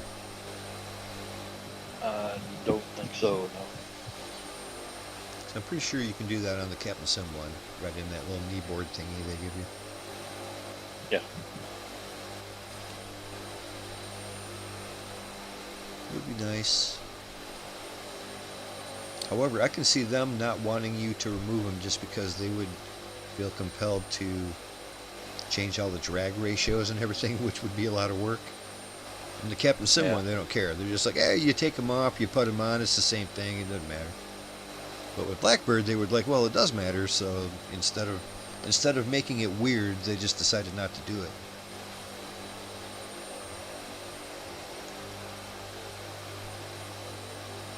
Because I'd be pretty surprised on the Captain Sim one if you take those external tanks off, if it changed the performance in any way. They're just for looks.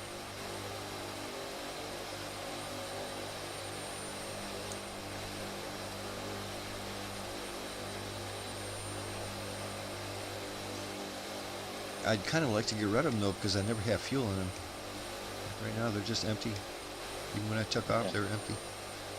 I'm used to seeing them on there all the time. Even then, when I was in the service and working around them, I've always seen the tanks on there. I've Really? never They just left them. never been around one. Yeah, All right. they were always on. And that makes a certain amount of sense. Probably saves a lot of wear and tear. Not having to take them off and put them on. Just leave them You on. don't have to store them, and you always know where they are. Well, they ain't hurt none. That's right.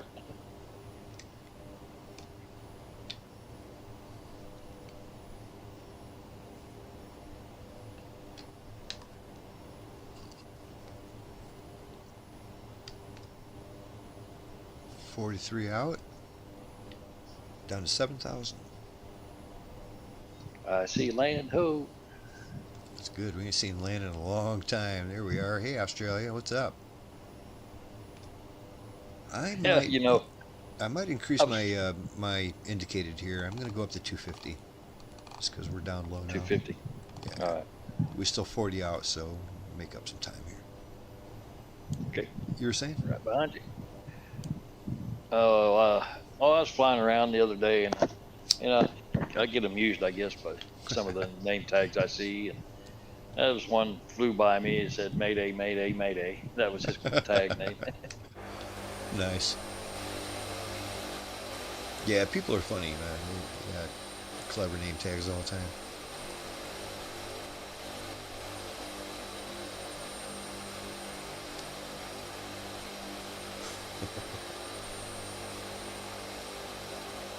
It must sound kind of funny when he's using air traffic control. It's calling him, Yeah, no doubt. Mayday, Mayday, Mayday, coming in runway 31.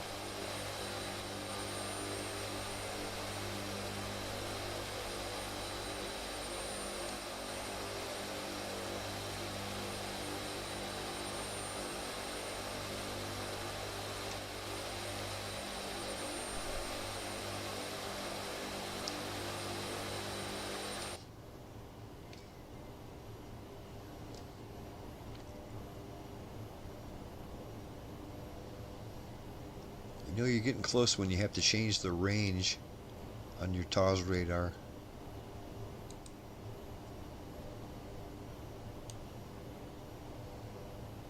Oh, yeah, that's true. I was using just regular radar since there's no mountains around, but same Right. same thing. And there's not gonna be.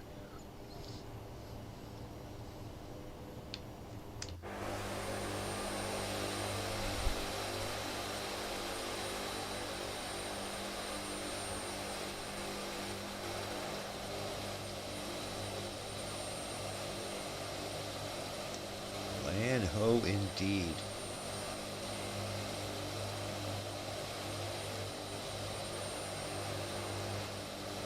A little bit to the north there. If you look, that's where the Great Barrier Reef is. Just not going to quite go that north. We actually just came from there.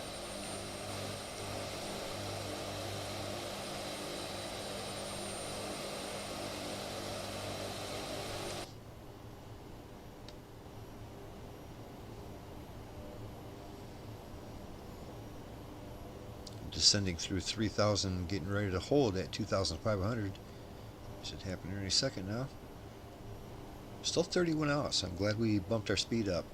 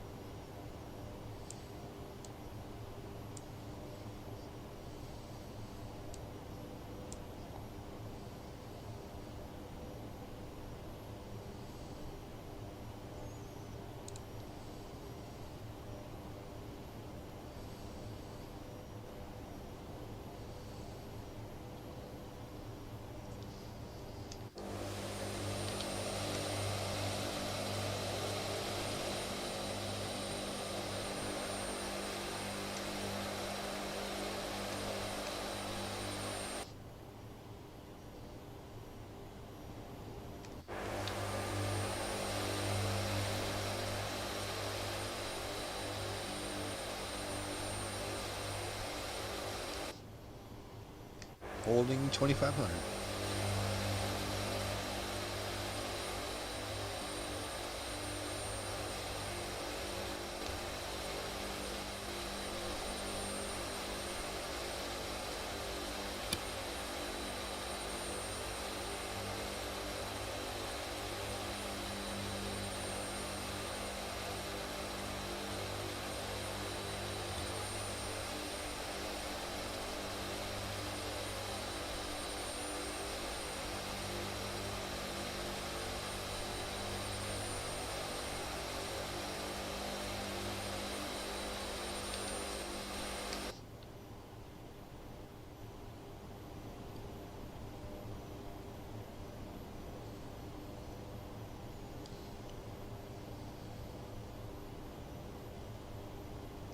Tell we're getting somewhat close to being lined up. The arrow pointing towards the airport has moved significantly. Soon it will line up with the arrow showing us the direction of the runway. Easy peasy.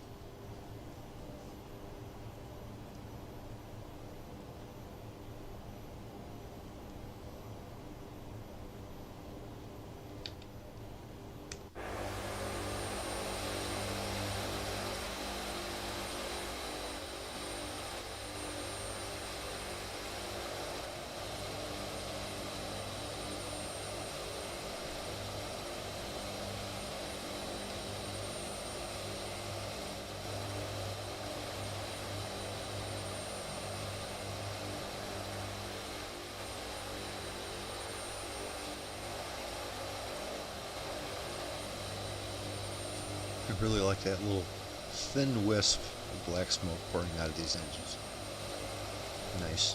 Nice touch. Let's go.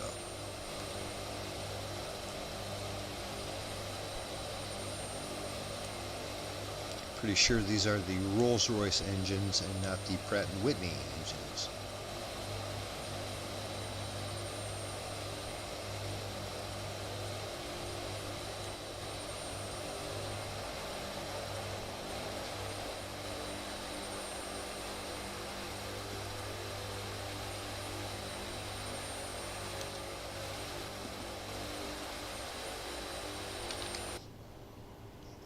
Okay, we're getting close now. I'm gonna be turning final here any second now. We're already about 19 out. Yep. Matter of fact, I could begin turning here a little bit already. So I'm gonna turn to a heading of 240. Not quite lined up with the runway, but close.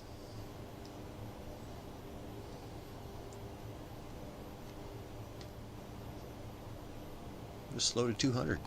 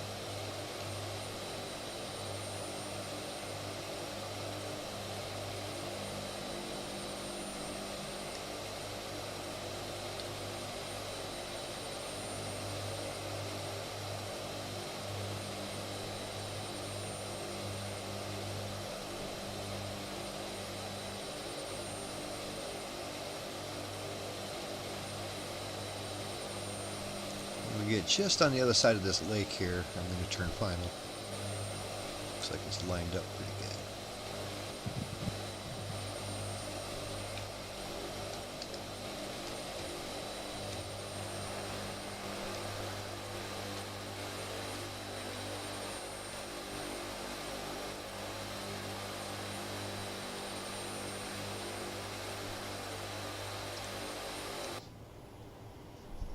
Out. So we're real close to being lined up at the moment.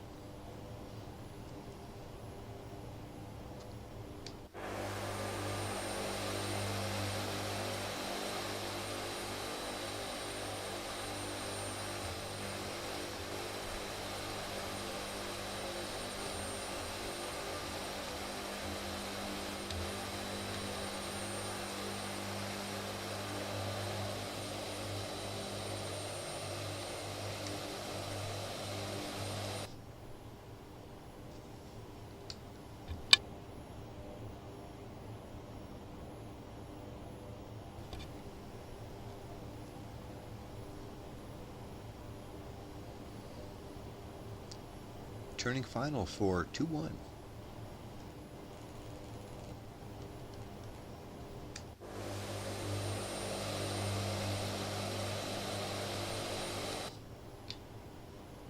Slow way down here. I'm going to go at about 160. Start using some flaps.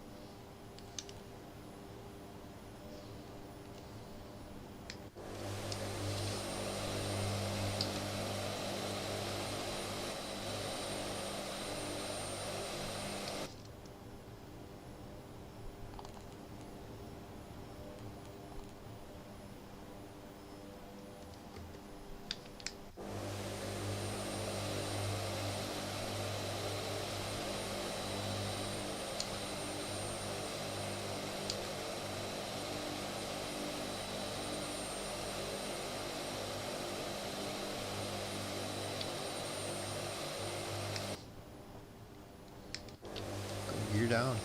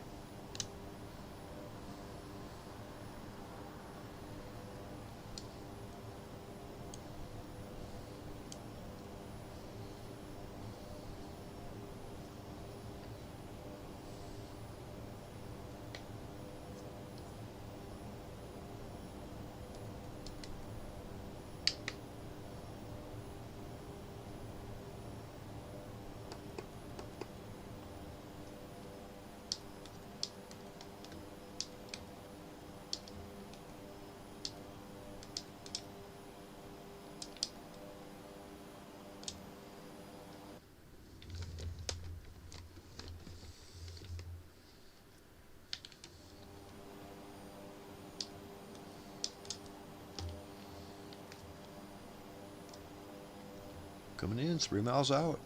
Look good. Reminder, Right on it's your just over a 5,000 foot runway, so don't want to be too fast.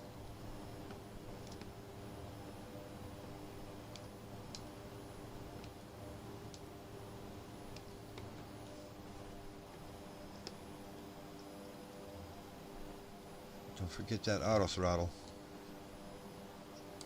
One of my favorite things to do. You never notice it till it's too late.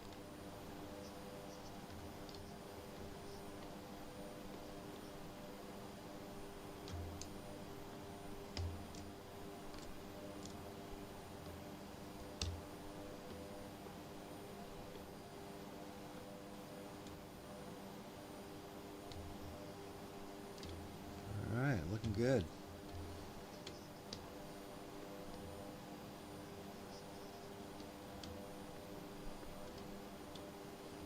Nice looking little place. Yeah.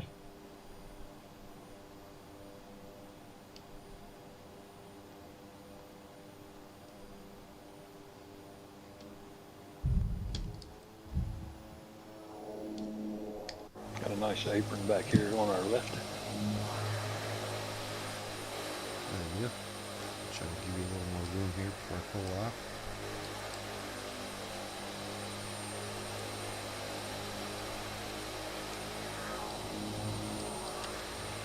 Nice landing, buddy.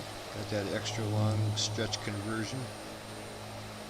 Down. Boy, we didn't need any of that runway at all. We came in smooth.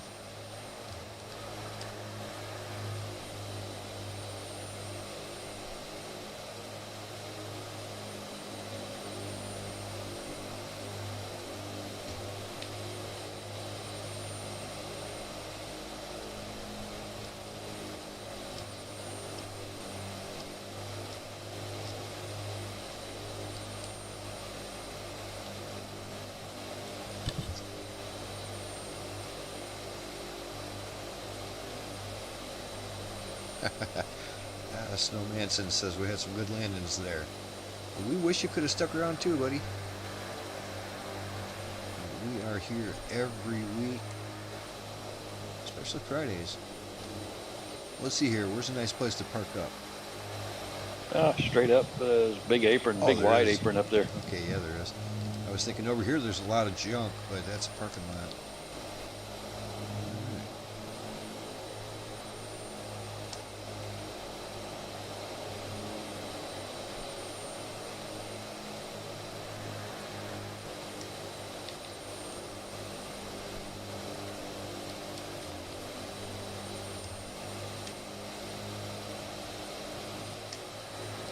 Here with all the general aviation aircraft.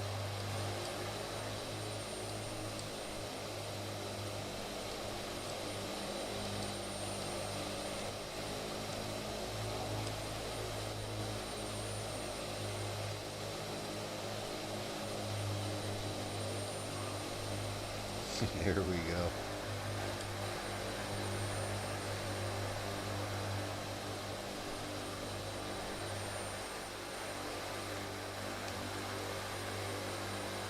Beautiful. We made it. It was a long haul, but they hired the right crew. We got these empty aircraft here on time.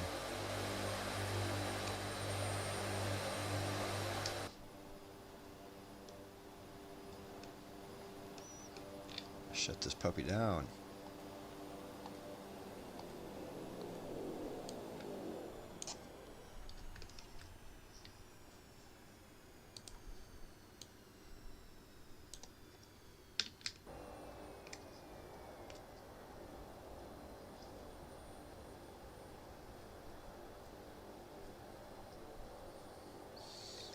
Well, all right, there you go. Normally at this point we would dilly-dally a little bit and have some tarmac time and shoot the shit and walk around. But it was a really long flight tonight, so let's go ahead and call it a night right here. And we'll be ready to take off probably out of here next Friday, or this coming Friday here in a couple of days. So yeah, thanks everybody for joining, and thanks everybody for watching. And we'll catch you here on Friday Night Flights, where we're going to continue flying around Australia in these beautiful C-130s. All right, good night everybody. Bye now.